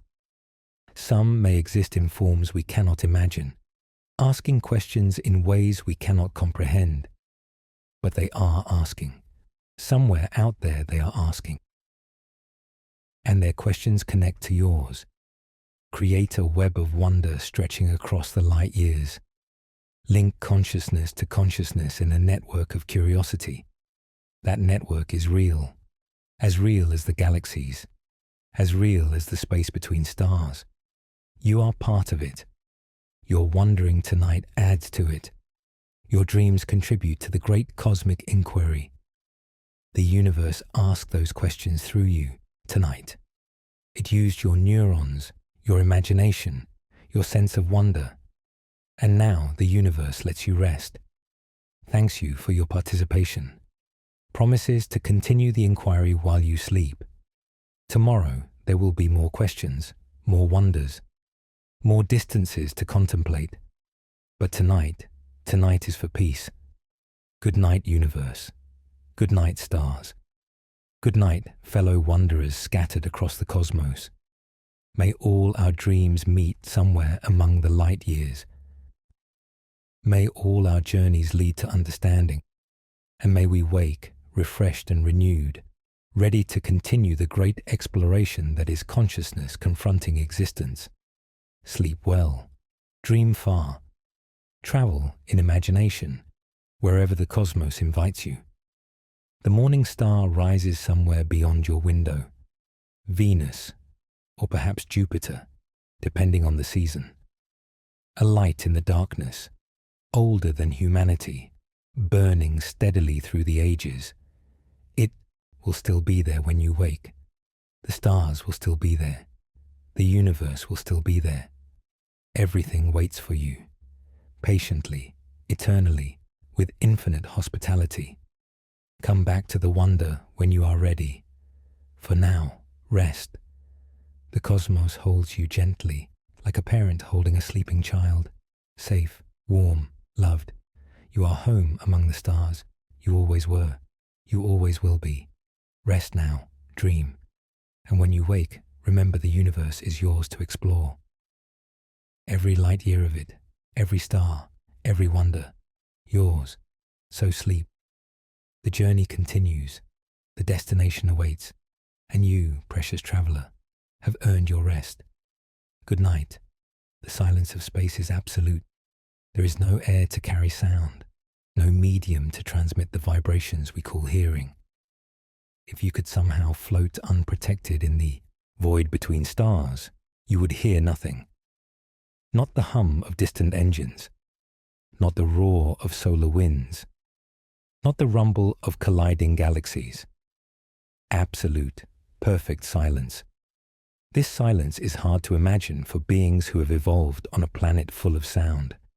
From the moment we are born, we are surrounded by noise, heartbeats, breathing, wind, water, the endless murmur of a living world. Space has none of this. It is quiet in a way that defies description, a quietness so complete that it becomes its own form of presence. Some astronauts describe the silence of space as peaceful. Others find it unsettling. The absence of sound reminds us how far we are from everything familiar, how alien the cosmos truly is. But in that silence, there is also freedom. Freedom from distraction. Freedom from the constant noise of civilization. Freedom to think, to contemplate, to wonder. Perhaps that is why so many astronauts return from space with a changed perspective on life. The silence gives them space to think thoughts they had never thought before, to ask questions they had never thought to ask. What would you think about floating in silence among the stars? What questions would arise when all the noise of daily life fell away? These are questions worth considering, even here on Earth, even surrounded by sound. Because the universe itself is mostly silent, and understanding that silence is part of understanding our place within it. The cosmic microwave background radiation fills all of space with a faint echo of the Big Bang. It is the oldest light in the universe, stretched by expansion into microwaves that permeate every corner of existence. If you could translate these microwaves into sound, they would produce a low hum, a kind of cosmic baseline against which all other phenomena play out. Scientists have done exactly this in demonstrations, creating audio representations of the cosmic background that sound like static mixed with a deep, omnipresent tone. This is the music of creation, the afterglow of the moment when the universe became transparent to light, the sound of everything beginning. In a sense, we are all surrounded by this ancient light. It streams through our bodies constantly, a reminder that we live inside an expanding universe that began 14 billion years ago in an unimaginably hot, dense state. You cannot see the cosmic microwave background with your eyes. You cannot hear it with your ears. But it is there, always there, the wallpaper of the universe. When spacecraft travel through space, they travel through this radiation. When telescopes look into the distance, they see galaxies against this backdrop. When you lie in bed at night, photons from this ancient light are passing through your room, your body, your brain. The universe is speaking to us constantly. We just do not have the organs to hear it directly, but we have instruments. We have telescopes and receivers and detectors. We have built mechanical ears and eyes that can perceive what our biology cannot. Through these instruments, we have learned that the universe is far stranger and more wonderful than anyone guessed before we could listen properly. We have learned that most of the matter in the universe is invisible, exerting gravity but emitting no light. We call it dark matter, a name that reflects our ignorance more than our knowledge. We have learned that the expansion of the universe is accelerating, pushed outward by something we call dark energy, another confession of our limited understanding. We have learned that space itself can bend and warp, that time can slow and speed depending on gravity and motion, that the intuitions we developed as primates on a small planet are wildly inadequate for comprehending the cosmos. These are humbling lessons. They teach us that no matter how much we learn, there is always more to discover. The universe is not yielding its secrets easily or quickly, but it is yielding them. Slowly, painstakingly, one observation at a time, we are assembling a picture of existence that becomes more detailed and more beautiful with each passing decade. The picture is not complete. It may never be complete, but it is growing, and that growth is itself a kind of journey. We are traveling through knowledge even as we dream of traveling through space. We are exploring the cosmos with our minds even as we long to explore it with our bodies. Both journeys matter. Both journeys are worth pursuing. Tonight, you contribute to the journey of knowledge simply by wondering.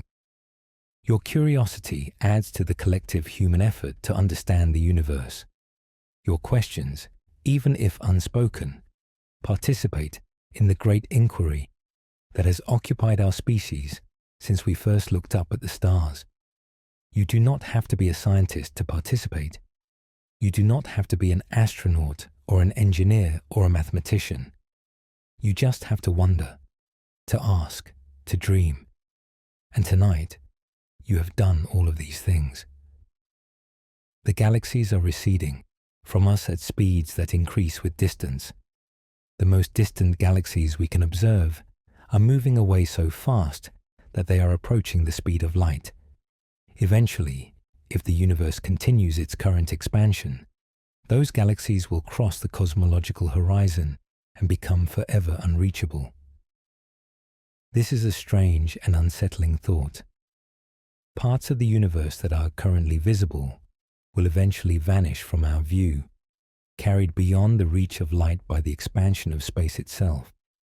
Cosmologists call this the event horizon of the universe. It is not a physical barrier, but a mathematical one. Beyond a certain distance, the expansion of space outruns the speed of light, and anything beyond that point can never send us a signal.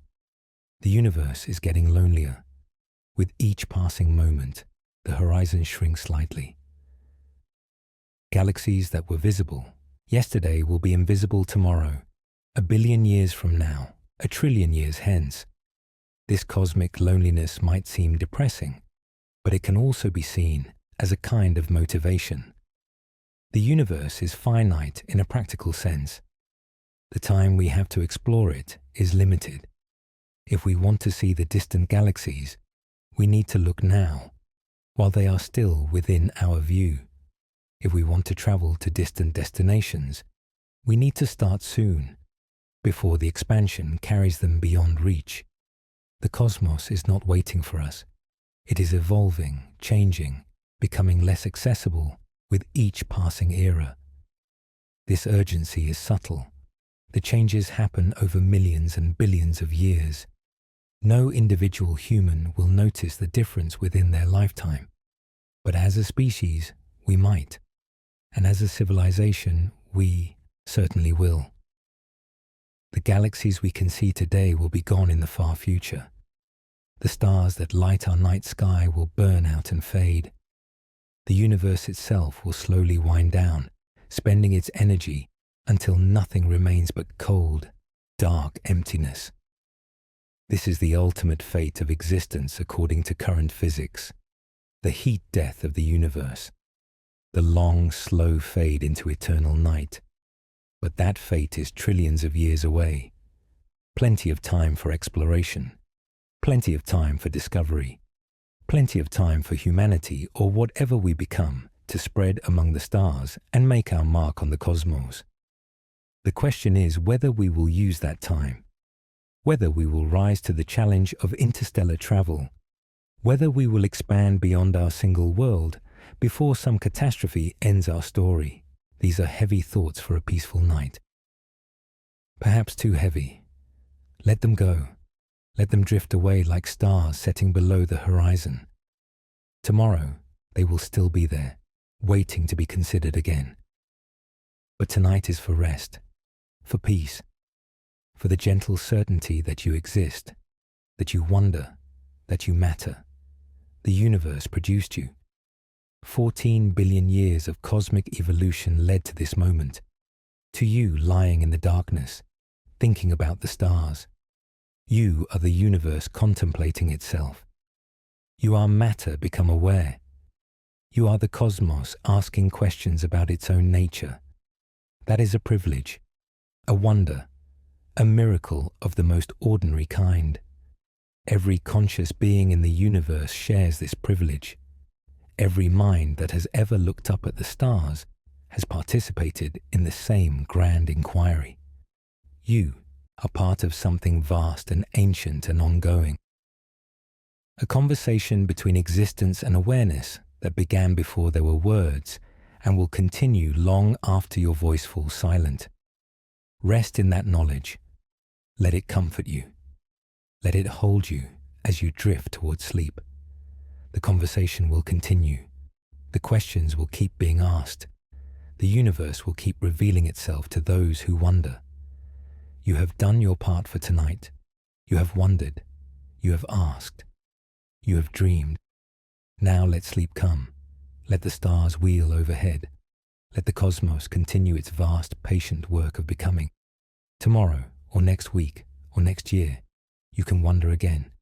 You can ask new questions and dream new dreams. But for now, rest. The journey has been long tonight. From the moon to Mars to the outer planets. From our solar system to the nearest stars. From Proxima Centauri to the Andromeda Galaxy. From our local neighborhood to the edge of the observable universe. We have traveled far, you and I. Far in thought, if not in body. Far in imagination, if not in spacecraft. And we have learned something along the way. We have learned that the universe is bigger than we can easily comprehend, but not beyond our reach. We have learned that time bends to speed, opening doors that seemed permanently closed. We have learned that a single human lifetime, properly accelerated, could span distances that make our current travels seem like standing still.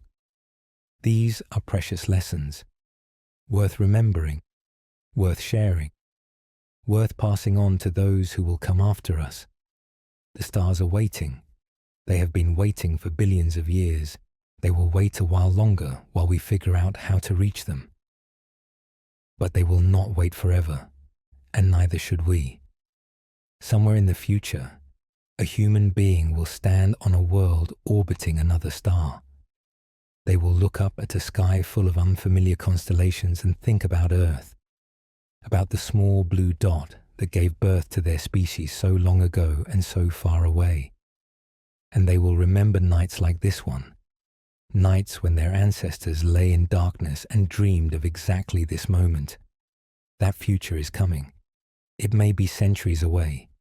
It may be millennia, but it is coming. And when it arrives, when the first humans set foot on worlds beyond our solar system, they will be fulfilling a dream that began long before they were born.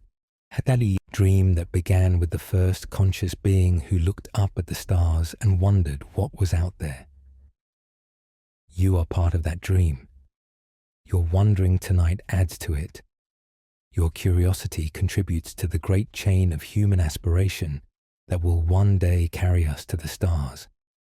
That is worth remembering as you fall asleep. That is worth holding in your heart. You are a dreamer among dreamers, a wanderer among wanderers, a traveler, even now, even in stillness, through the great expanse of cosmic time and space. Sleep well, traveler. The stars will keep their vigil, and one day we will join them. The last light fades from your window, or perhaps there never was any light, just the soft darkness of night. Either way, the moment has come for sleep to claim you, for consciousness to subside, for dreams to begin. What will you dream tonight? Perhaps of distant galaxies and impossible journeys. Perhaps of everyday concerns and familiar faces. Perhaps of nothing at all, just the quiet restoration of a mind at rest. Whatever your dreams bring, know that the universe will be there when you wake, The same stars, the same planets, the same cosmic distances waiting to be pondered again. Nothing fundamental will change overnight. The Andromeda Galaxy will not arrive while you sleep. The nearest star will not move measurably closer. The laws of physics will remain exactly as they were. But you might change. Dreams have a way of working on us, of rearranging our thoughts and feelings in ways we do not expect. You might wake with new ideas, new perspectives, new questions. Or you might wake exactly as you fell asleep, refreshed but otherwise unchanged. That is fine too. Not every night brings transformation. What matters is that you rest, that you recover, that you prepare yourself for another day of being conscious in an astonishing universe. Because consciousness is work. Awareness takes energy. Wondering, asking, dreaming, all of these things require resources that sleep replenishes. So let sleep do its work. Let it repair the damage of the day. Let it consolidate the memories and insights. Let it prepare you for whatever tomorrow brings. The universe has 14 billion years of experience with making things. It made stars and planets and galaxies. It made life on at least one world, and perhaps on countless others. It made you with your capacity for wonder and your ability to ask questions. Trust that the same universe that made you knows how to maintain you. Trust that sleep is part of the design, a necessary pause in the relentless activity of consciousness. You do not have to understand everything. You do not have to solve all the puzzles tonight. You do not have to travel to the stars in your imagination or your dreams. You can simply rest, simply be, simply exist in the darkness, one small conscious being on one small world, surrounded by vastness you did not create and cannot control. That is enough, more than enough. It is, when you think about it, quite wonderful. Good night, dreamer. May the cosmos hold you gently. May your rest be deep and your dreams be wide. And may you wake to find the stars still waiting, patient as ever, beautiful as always, yours to wonder about for another day. The breath slows, the body relaxes, the mind releases its grip on waking thought. Somewhere above, invisible through whatever ceiling shields you from the sky, the stars continue their ancient dance. Galaxies rotate, planets orbit. Comets trace their long ellipses through the dark. None of it depends on you. None of it requires your attention. The universe will manage itself while you sleep, just as it did for billions of years before consciousness emerged, just as it will for trillions of years after the last mind fades away. This is either terrifying or comforting, depending on how you choose to see it. The indifference of the cosmos can feel like abandonment, or it can feel like freedom. Tonight, let it feel like freedom. Freedom from responsibility, freedom from control, freedom to simply drift, like a spacecraft coasting between planets through the hours until morning. The journey we have taken tonight was mental, not physical. We traveled in thought, not in rockets. We covered distances that would take generations to cross in reality. But mental journeys have their own value. They prepare us for what might come. They expand our sense of the possible. They keep the dream alive when the technology is not yet ready. Every physical journey begins as a mental one. Before anyone sails across an ocean, someone must first imagine that the other side exists. Before anyone walks on the moon, someone must first believe that walking on the moon is possible. We are doing that work now. We are imagining interstellar travel. We are believing in journeys to the stars. We are preparing our minds for what our bodies might one day do. That preparation matters.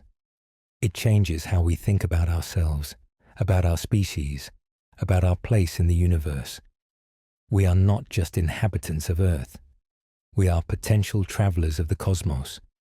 We are beings who might one day spread across the galaxy, might one day meet other minds, might one day understand secrets we cannot even imagine now.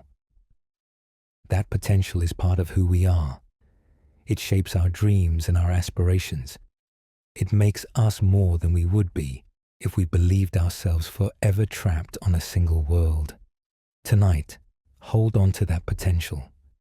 Let it be a comfort as you sleep. Let it remind you that the future is not fixed, that possibilities exist beyond what we can currently achieve, that the stars are waiting for us to figure out how to reach them. The journey continues, even in sleep. The dream does not end when you close your eyes. It simply changes form, becomes something unconscious, works on you in ways you will not remember. And when you wake, the universe will still be there, vast and ancient and full of wonder, ready to be contemplated again, ready to inspire new dreams. That is the gift of existence, the gift of consciousness, the gift of being a wandering creature in a wonderful cosmos. Accept the gift. Rest in it. Let it carry you through the night. Tomorrow, the questions will still be waiting. The distances will still be vast. The challenges will still be immense. But tomorrow will also bring new light, new energy, new opportunities to wonder and explore. For now, let there be darkness. Let there be quiet. Let there be the peace of a mind at rest. The stars are watching. They do not sleep. They cannot dream, but they shine faithfully endlessly, across distances we are only beginning to understand. Let their light be a blessing on your rest. Let their constancy be a comfort. Let their vastness remind you, even in dreams, of how much there is to explore. Good night. Sleep well. And when you wake, remember the stars are still there, waiting to welcome you back to the great adventure of conscious existence. The cosmos goes on. The cosmos always goes on. And you, for a little while longer at least, get to be part of it. What a privilege. What a wonder. What a beautiful thing it is to be alive and aware in a universe so vast and so full of mysteries. Cherish it. Even in sleep, cherish it. And dream, if you can, of stars. The hours pass. The Earth rotates beneath its blanket of atmosphere. On the other side of the planet, people are waking to a new day, going about their lives, unaware that you lie here in darkness, thinking about the cosmos. This simultaneity is strange when you consider it. At any moment, some humans are sleeping while others are awake.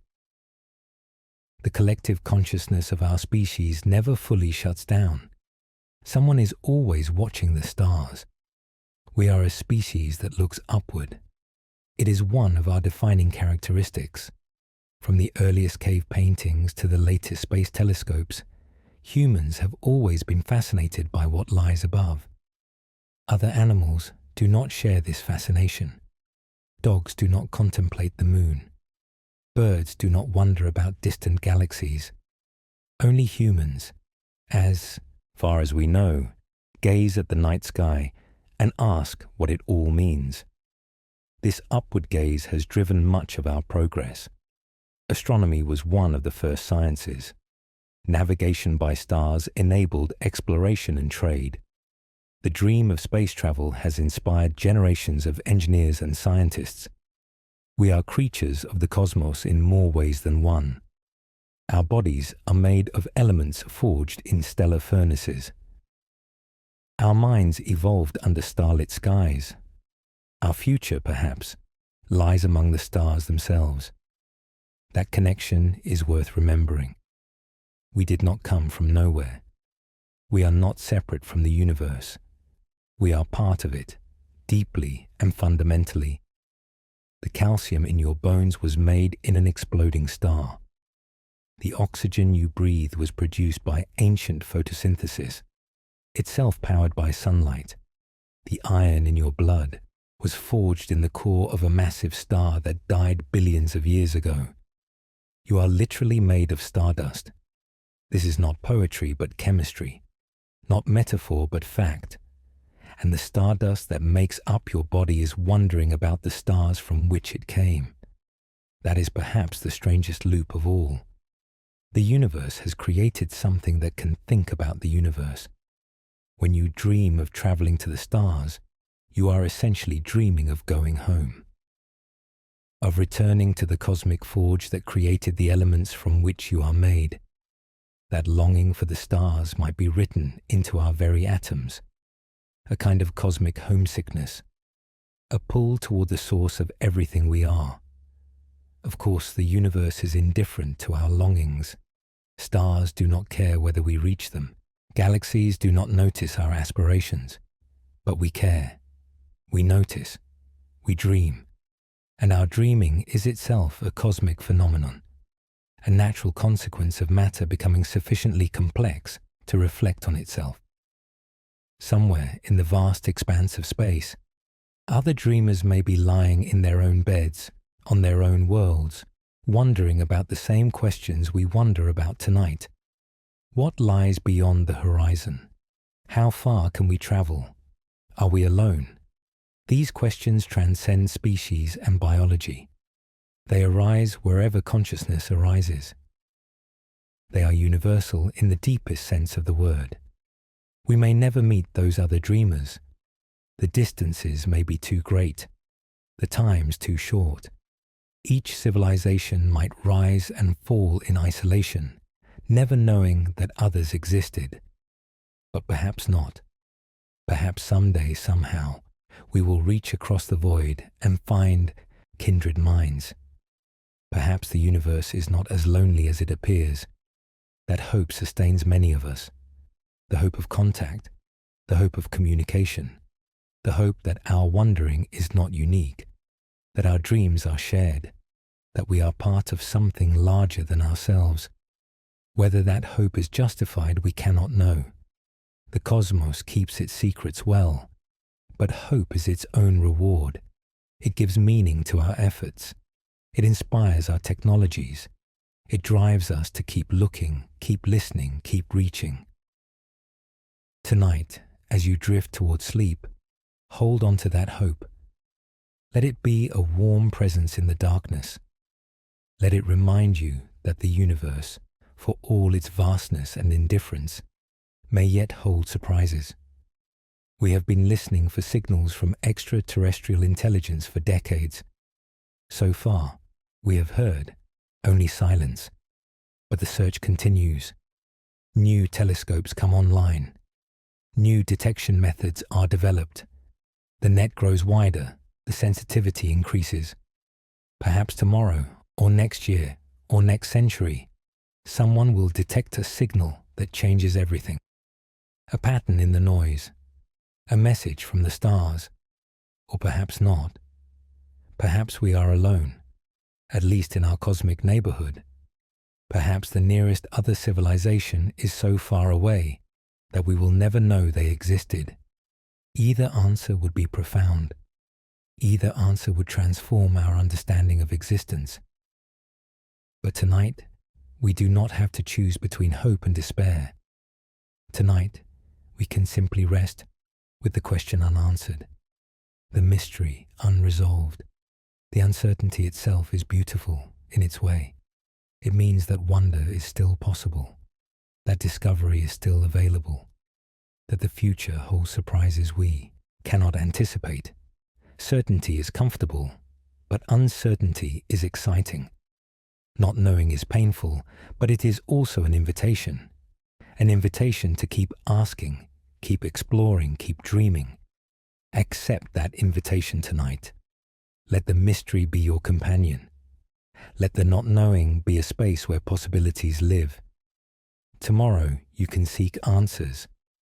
Tonight you can simply be with the questions. The questions themselves are precious. They connect us to everyone who has ever wondered. They link us to the great human tradition of inquiry. Aristotle asked questions about the stars. So did Galileo and Newton and Einstein. So do the scientists working right now in observatories around the world. And so do you. Your questions tonight join that tradition. They add to the ongoing conversation between humanity and the cosmos. That conversation has no end. It will continue as long as there are minds to wonder and stars to wonder about. You are part of something ancient and ongoing, a river of curiosity flowing from the past into the future, a chorus of voices asking the same essential questions, generation after generation. Rest in that belonging. Let it comfort you. Let it remind you that you are not alone in your wondering, that billions of humans before you have gazed at the same sky and asked the same questions. They found some answers. They passed those answers on. And now you inherit their knowledge, their questions, their dreams. What will you pass on to those who come after? What answers will you find? What questions will you ask that no one has asked before? These are not questions for tonight. Tonight is for rest, not for striving. But they are questions worth keeping in mind. Questions about your place in the great human project of understanding the universe. Everyone contributes something. The scientist in her laboratory, the teacher in his classroom, the child looking up at the moon for the first time. All contributions matter. All wonder adds to the total. All curiosity expands the boundaries of human knowledge. Your contribution might be small. It might be invisible. It might never be recognized by anyone but yourself. But it is real. It counts. It matters. The universe is slightly different because you wondered tonight. The sum of human questioning has increased by one more thoughtful mind considering the distances between stars. That is enough. That is more than enough. Rest now. Let sleep claim you. Let dreams take you wherever they will. The cosmos will be here when you return. The stars will still be shining. The questions will still be waiting. And you will wake, refreshed, ready to wonder again. What a gift it is to be a wondering creature. What a privilege to be conscious in a universe so full of things to be conscious about. Cherish that privilege. Use it well. And when the time comes, pass it on. The conversation continues. The journey goes on. The dream does not die with any individual dreamer. It lives in the collective human consciousness. It persists across generations. It grows stronger with each mind that joins the inquiry. You are part of that dream. You always have been. You always will be. Now sleep. Let the dream work on you in ways you will not remember. And when you wake, step back into the great adventure of existence with renewed energy and expanded wonder. The stars are waiting. The questions are waiting. The future is waiting. All of it, waiting for you. Good night. The deepest part of the night has arrived. Those hours before dawn when the world is at its quietest and the darkness is most complete.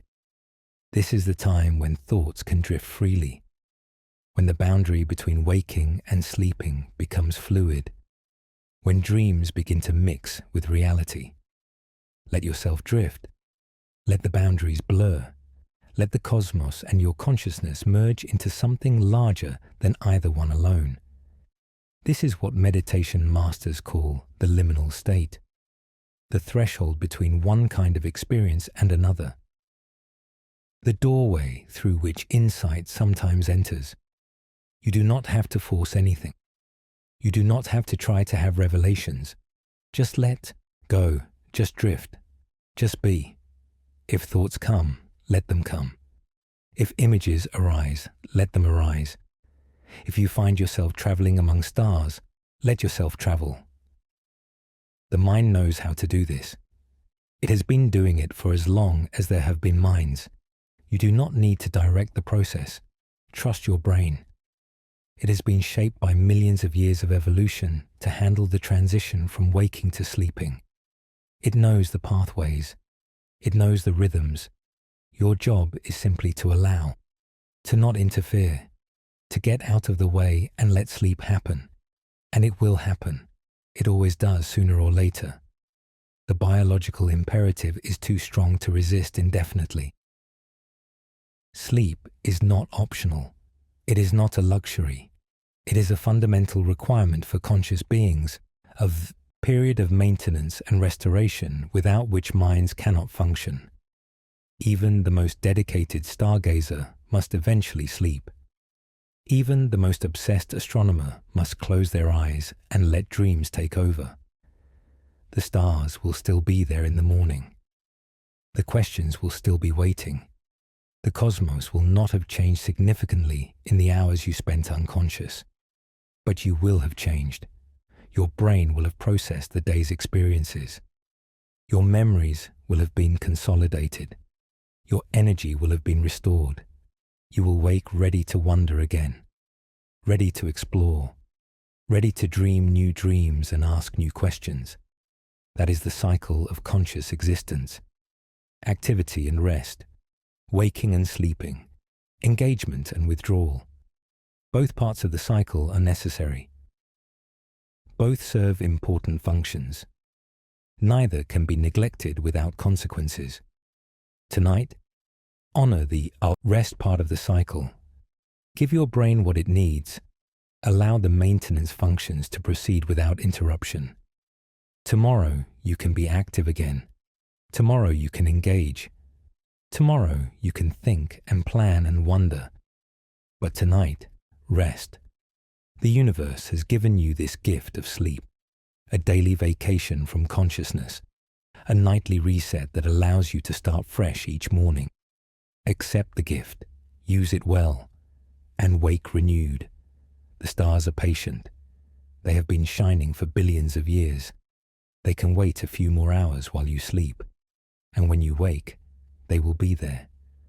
Perhaps not visible in the daylight, but present nonetheless, burning steadily, waiting for night to come again, waiting for you to look up again, to wonder again, to dream again. The cycle continues. The journey goes on. Rest now. The final thoughts before sleep are often the strangest. The mind, loosening its grip on rational thought, begins to make unusual connections. Stars become flowers. Galaxies become eyes. The void between worlds becomes a familiar room. Let the strangeness come. It is part of the process. The brain is sorting through the day's inputs, filing them away, integrating them with older memories. Sometimes this sorting produces unexpected combinations. Dreams that seem to make no sense, but somehow feel meaningful. Tomorrow, you may not remember these dreams. The connections they made may fade into forgetfulness, but they will have done their work. Your brain will be slightly different for having made them. Your understanding of the cosmos will have shifted in ways too subtle to detect. This is how learning happens, not always in conscious insight, but often in the quiet background processing of sleep. Trust the process, let it work, and wake refreshed. The stars are waiting. They have been waiting for 14 billion years. A few more hours will not matter to them, but to you, these hours of rest are precious. They prepare you for another day of life, another opportunity to wonder. Use them well, sleep well, and dream, if dreams come, of the vast and beautiful cosmos that surrounds you. Good night. The final surrender to sleep approaches, the moment when consciousness fully releases its hold and something else takes over. You have done well tonight. You have wondered. You have dreamed. You have contemplated distances that make everyday concerns seem small. That contemplation has value. It puts things in perspective. It reminds you that you are part of something vast and ancient and ongoing. Carry that perspective with you into sleep. Let it color your dreams. Let it shape the thoughts that will come in the hours ahead. And when you wake, carry it into the new day. Let the memory of tonight's journey inform your waking hours. You are a citizen of the cosmos, not just a resident of Earth, not just a member of your community, but a conscious being in a universe of inconceivable size and age. That is your identity. That is your heritage. That is your destiny. Sleep now, citizen of the cosmos. Rest your wandering mind, and wake ready to continue the great adventure of existence. The stars are waiting. The future is waiting. Everything is waiting. For you, good night. Sleep well. Dream of stars. There is a particular kind of peace that comes in the final moments before sleep. A letting go that feels like falling, but falling into something soft and welcoming. The bed beneath you becomes the cosmos holding you. The darkness around you becomes the void between stars, but friendly now, not frightening. This is the peace that all conscious beings seek. The rest from the endless work of being aware. The pause in the constant stream of sensation and thought. You have earned this peace. Simply by being conscious for another day, you have earned the right to rest. The universe does not demand that you solve all its mysteries before you sleep. Let the mysteries remain. Let the questions hang unanswered. They will still be there tomorrow, but tonight they can wait. In the grand scheme of things, what are a few hours? The universe has been mysterious for 14 billion years. It can remain mysterious for another 8 hours while you sleep. And yet, those 8 hours matter. They matter to you. They matter to your body and brain. They matter to the person you will be tomorrow. Rest is not wasted time. It is investment. It is the foundation upon which all your waking accomplishments are built. Without sleep, you could not wonder. Without rest, you could not dream. Without the daily surrender to unconsciousness, you could not be conscious at all. This is one of the paradoxes of awareness. To be conscious, you must regularly become unconscious. To think clearly, you must regularly stop thinking. To dream of stars, you must regularly close your eyes and let the stars disappear. The paradox resolves in practice. We cycle between states. We alternate between waking and sleeping. We live our lives in the rhythm of light and dark, activity and rest. This rhythm is ancient. It predates humans by billions of years.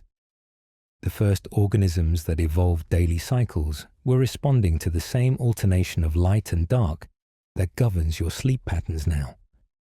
You are part of a biological tradition stretching back to the dawn of life on Earth. When you sleep, you are doing something that living things have done for as long as there has been a sun, to mark the days. That tradition connects you to everything that has ever lived. The first bacteria, the first plants, the first animals, your ancestors stretching back through time. All of them have participated in this same rhythm. And all of them, in their own way, have participated in the journey we discussed tonight, the journey through space. The motion of Earth around the sun, of the sun around the galaxy, of the galaxy through the universe. Every organism that has ever lived has been a space traveler. Every cell that has ever divided has done so while hurtling through the void at enormous speeds. You are not just a potential traveler. You are an actual traveler. You have been traveling since before you were born, and you will continue traveling until after you die. The atoms that make you will persist.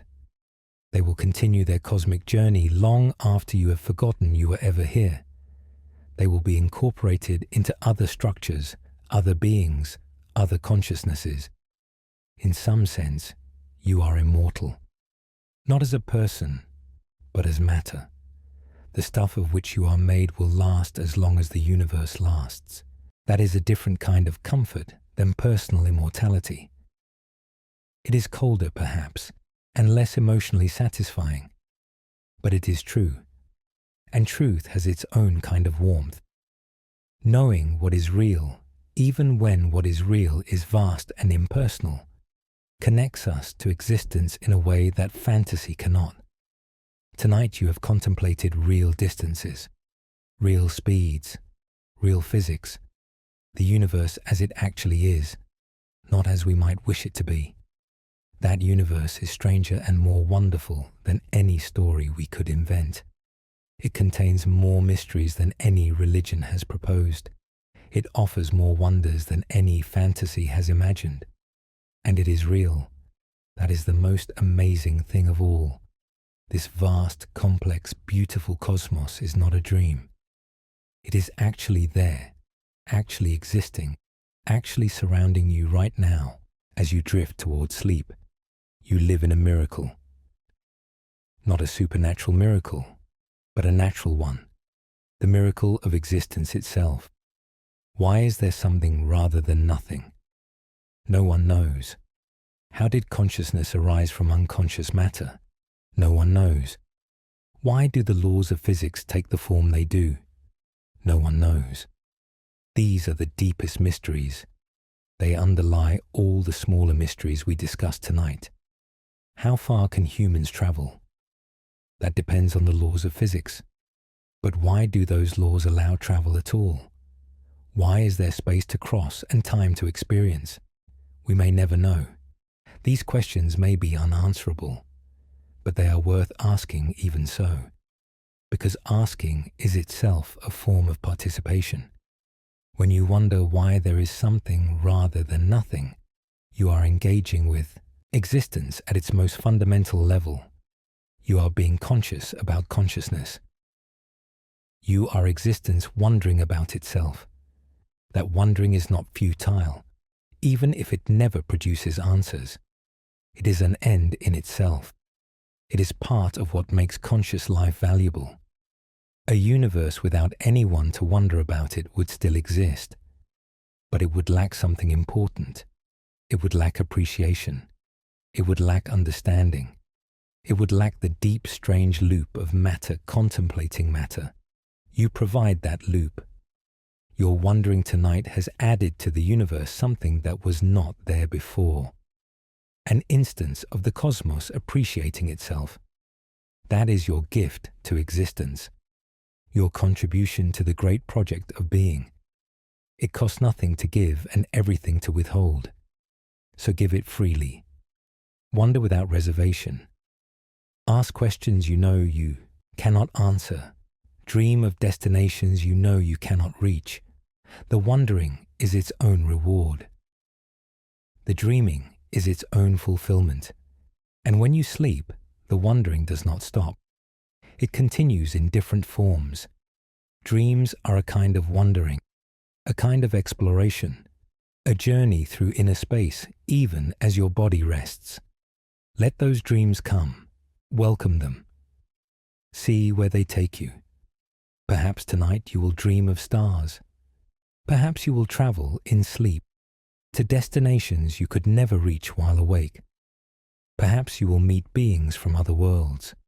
Perhaps you will see galaxies and nebulae up close. Perhaps you will float through the void and feel the silence of space.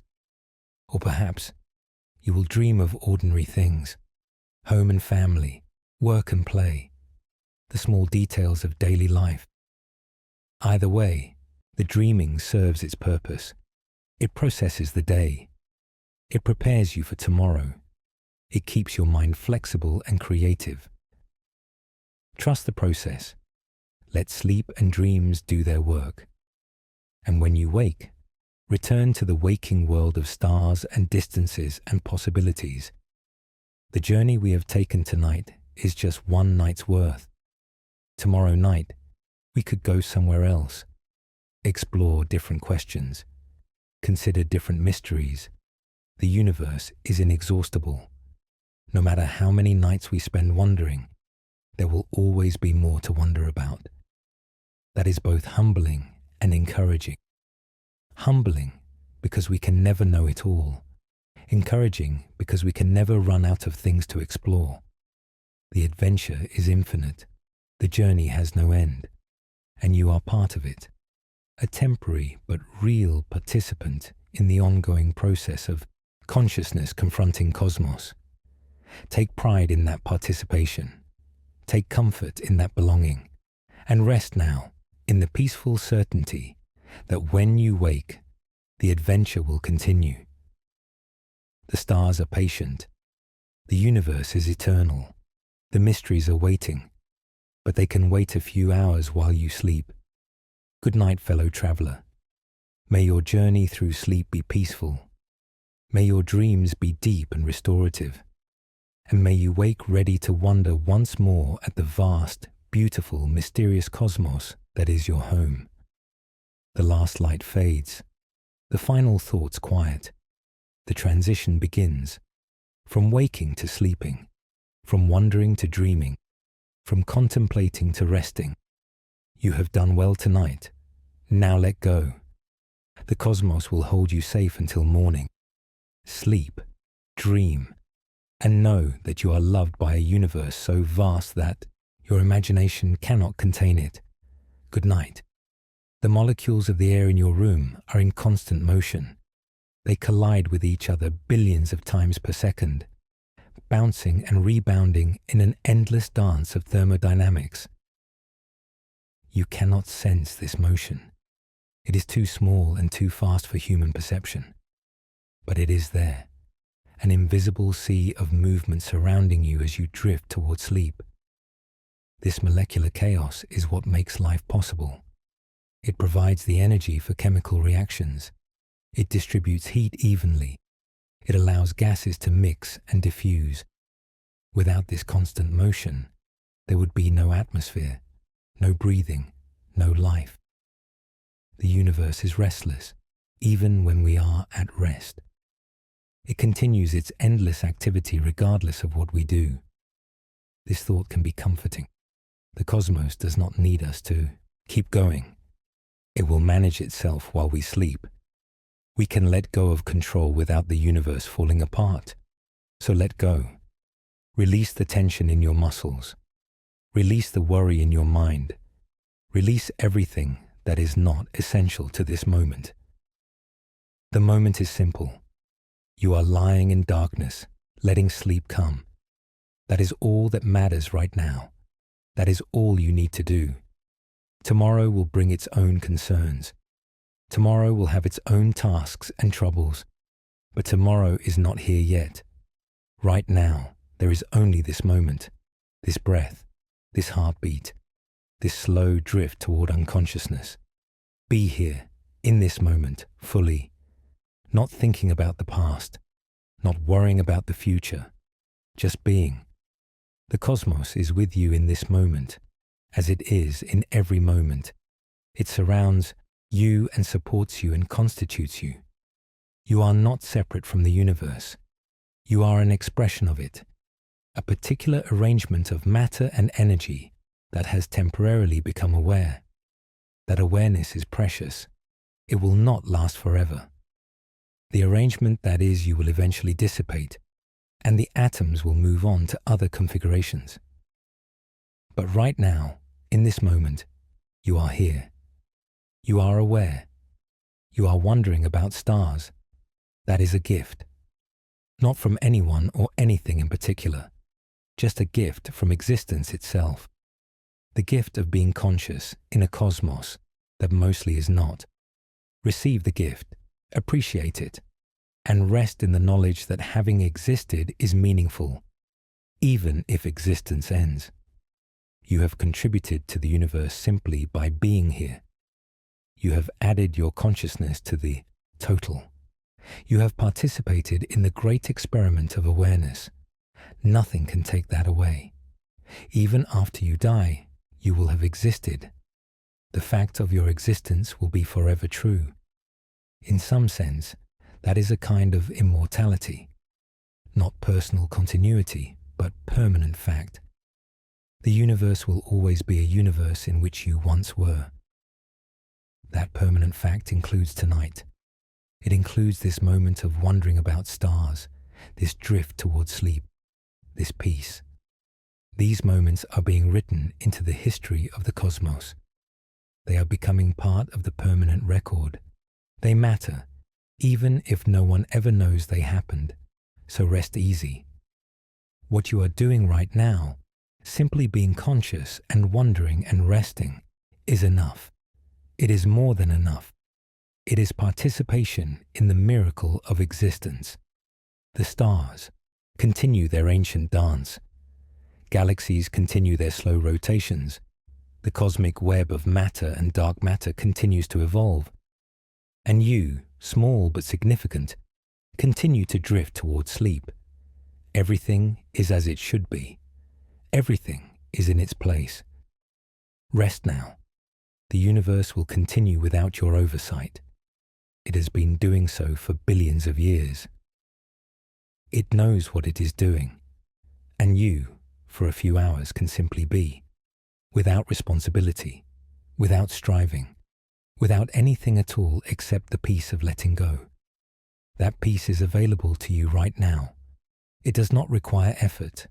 It does not require achievement. It is simply what remains when you stop holding on. So stop holding on. Let go of the day.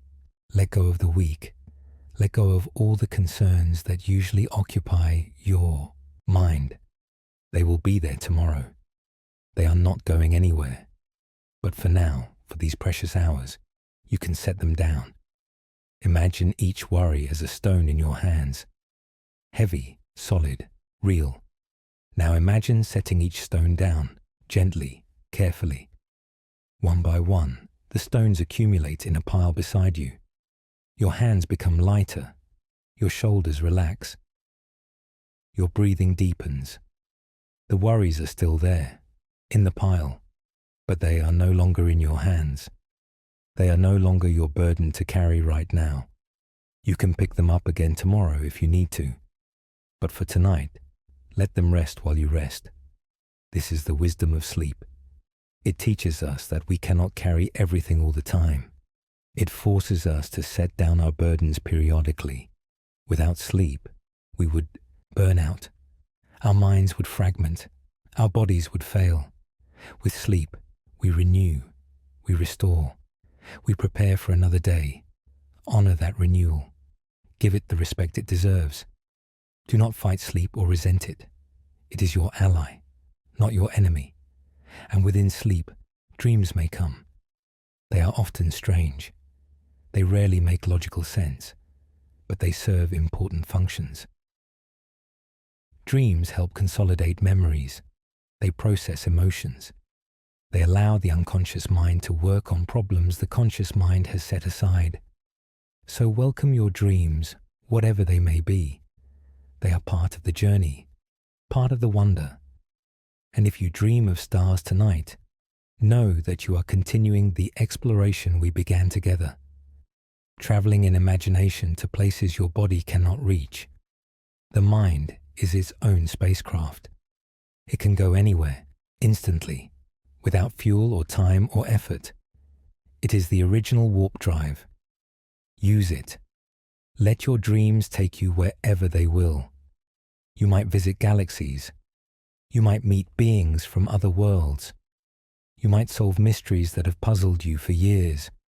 Or you might simply rest dreamlessly, letting your brain do its maintenance work in peace. Either way, you will wake refreshed. You will be ready for another day of conscious existence, and the stars will still be there, waiting for your wondering gaze. The journey continues tomorrow. The adventure never ends. But for now, rest. The cosmos embraces you. The night holds you safe. Sleep well, traveler of infinite spaces. Dream well, wanderer of endless mysteries. And wake when morning comes, ready to explore once more. Good night. The very last moments of consciousness are approaching. That strange state where you are not quite awake but not yet asleep. Let yourself hover there for a moment. Feel the boundary between states. On one side, the waking world of logic and language. On the other, the dreaming world of images and feelings. Both are valuable. Both are necessary. Both are part of what it means to be human. You will cross from one to the other soon. The transition will be seamless. You may not even notice when it happens, but it will happen. The biological need for sleep is too strong to resist. So stop resisting. Stop trying to stay awake just a little longer. Let the transition take you. The stars will be there when you return. The cosmos will not have changed. The mysteries will still be waiting, but you will be changed. Rested, renewed, ready. That is the gift of sleep. That is the promise of tomorrow. Rest now. The night holds you. The cosmos loves you. Sleep, dream, and know that when you wake, the universe will still be there, vast and beautiful and full of wonders, waiting for you to explore. Good night, child of the stars. Good night, traveler of the cosmos. Good night. The breath deepens. The muscles relax. The mind releases. Sleep, dream, and in the morning, wonder again. The space between wakefulness and sleep is like the space between stars. Vast, empty, but somehow pregnant with possibility. You cross this space every night without noticing. It is so familiar that you forget how strange it is. Think about it. Every night, you lose consciousness. You stop being aware of yourself and your surroundings. For hours, you are effectively gone from the world. Then, mysteriously, you return. Awareness reconstitutes itself. You remember who you are and where you are. The self that went to sleep emerges from the darkness of unconsciousness. This daily death and rebirth is so common that we take it for granted. But it is as mysterious as anything we discussed tonight. How does consciousness emerge? How does it subside? What happens in between? Science has some answers. We can measure brain waves. We can track neural activity. We can identify the stages of sleep and the functions they serve. But the subjective experience remains mysterious. What is it like to not exist for 8 hours every night? Obviously, it is not like anything. That is what makes it so strange. The universe had no consciousness for billions of years. Then consciousness emerged. And now, it blinks in and out, millions of times per day, as minds around the world cycle between waking and sleeping. This flickering of awareness is one of the most remarkable phenomena in the cosmos, and you participate in it every single day. Tonight, as you participate once more, know that you are doing something extraordinary, something that the universe did not know how to do for most of its existence, something that matter has only learned recently in cosmic terms. You are being conscious, and then you will stop being conscious, and then you will start again. This rhythm is older than humanity. It is as old as brains capable of sleep. It will continue as long as there are minds to experience it. You are part of an ancient tradition, a cosmic phenomenon, a mystery wrapped in the mundane routine of going to bed. Honor that mystery tonight. Let it fill you with wonder even as you drift towards sleep. The stars overhead do not sleep. They burn continuously for millions or billions of years. They do not know the rhythm of waking and sleeping that governs your days. In some ways, that makes them simpler than you, less complex, less rich in experience. You know what it is to be tired and to rest. You know what it is to dream and to wake. You know the texture of consciousness with all its variations and modulations. The stars know none of this. They simply burn. They simply exist. You are something the stars cannot be, a temporary arrangement of matter that experiences time as more than just duration. That divides existence into day and night, waking and sleeping, wandering and resting. That division is a gift. It gives life texture and rhythm. It creates the pattern that makes experience meaningful. So rest now, knowing that rest itself is a form of richness, a dimension of experience that unconscious matter cannot access. Tomorrow you will wake and the richness will continue. New thoughts, new feelings, new moments of wonder. But that is tomorrow. Tonight is for the other kind of richness, the richness of letting go, the richness of not thinking, the richness of simply being a body at rest in the darkness. Let that richness enfold you. Let it carry you down into sleep. The cosmos continues its vast, patient work. Stars are being born right now. Galaxies are colliding. Planets are forming around distant suns. You do not need to witness any of it. You do not need to understand it all tonight. You can simply rest while the universe does what it does. And in the morning, you can look up at the sky and remember that all of it was happening while you slept, that the cosmos never stops, even when your consciousness does. That continuity is comforting. The universe does not depend on you. It will be fine while you rest. So rest deeply, rest completely. The stars will still be there tomorrow. The questions will still be waiting. The journey will continue. But tonight, let there be peace. Let there be stillness. Let there be the gentle surrender of a mind releasing into sleep. Good night. The cosmos holds you. You are home. Sleep. And as you sleep, know this. The same forces that hold the stars together hold you together. The same gravity that bends light around black holes gently anchors you to your bed. The same electromagnetic force that powers the sun powers the neurons in your brain. You are made of the same stuff as everything else. You obey the same laws. You are part of the same cosmos.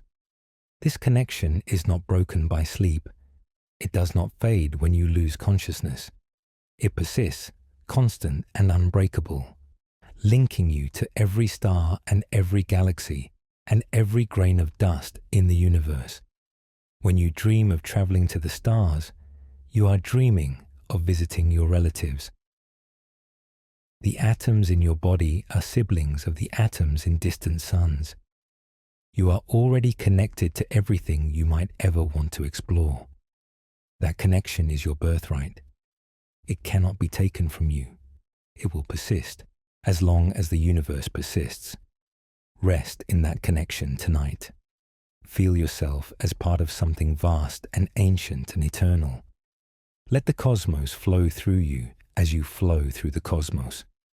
The boundaries you normally feel between yourself and the world are useful fictions. In deep sleep, they dissolve. You become simply matter, simply energy, simply existence. Let that dissolution happen. Do not fight it. Do not cling to the separate self that usually defines you. For a few hours you can simply be. Not you as a person with a name and a history, just awareness at rest. Just the universe experiencing peace. Tomorrow you will reassemble. The self will reconstitute. The boundaries will return. But tonight, let them go. Let yourself merge with the darkness. Let yourself become one with the quiet. The stars continue their ancient journey. You continue yours. Both journeys are sacred. Rest now. The morning will come. The wonder will return.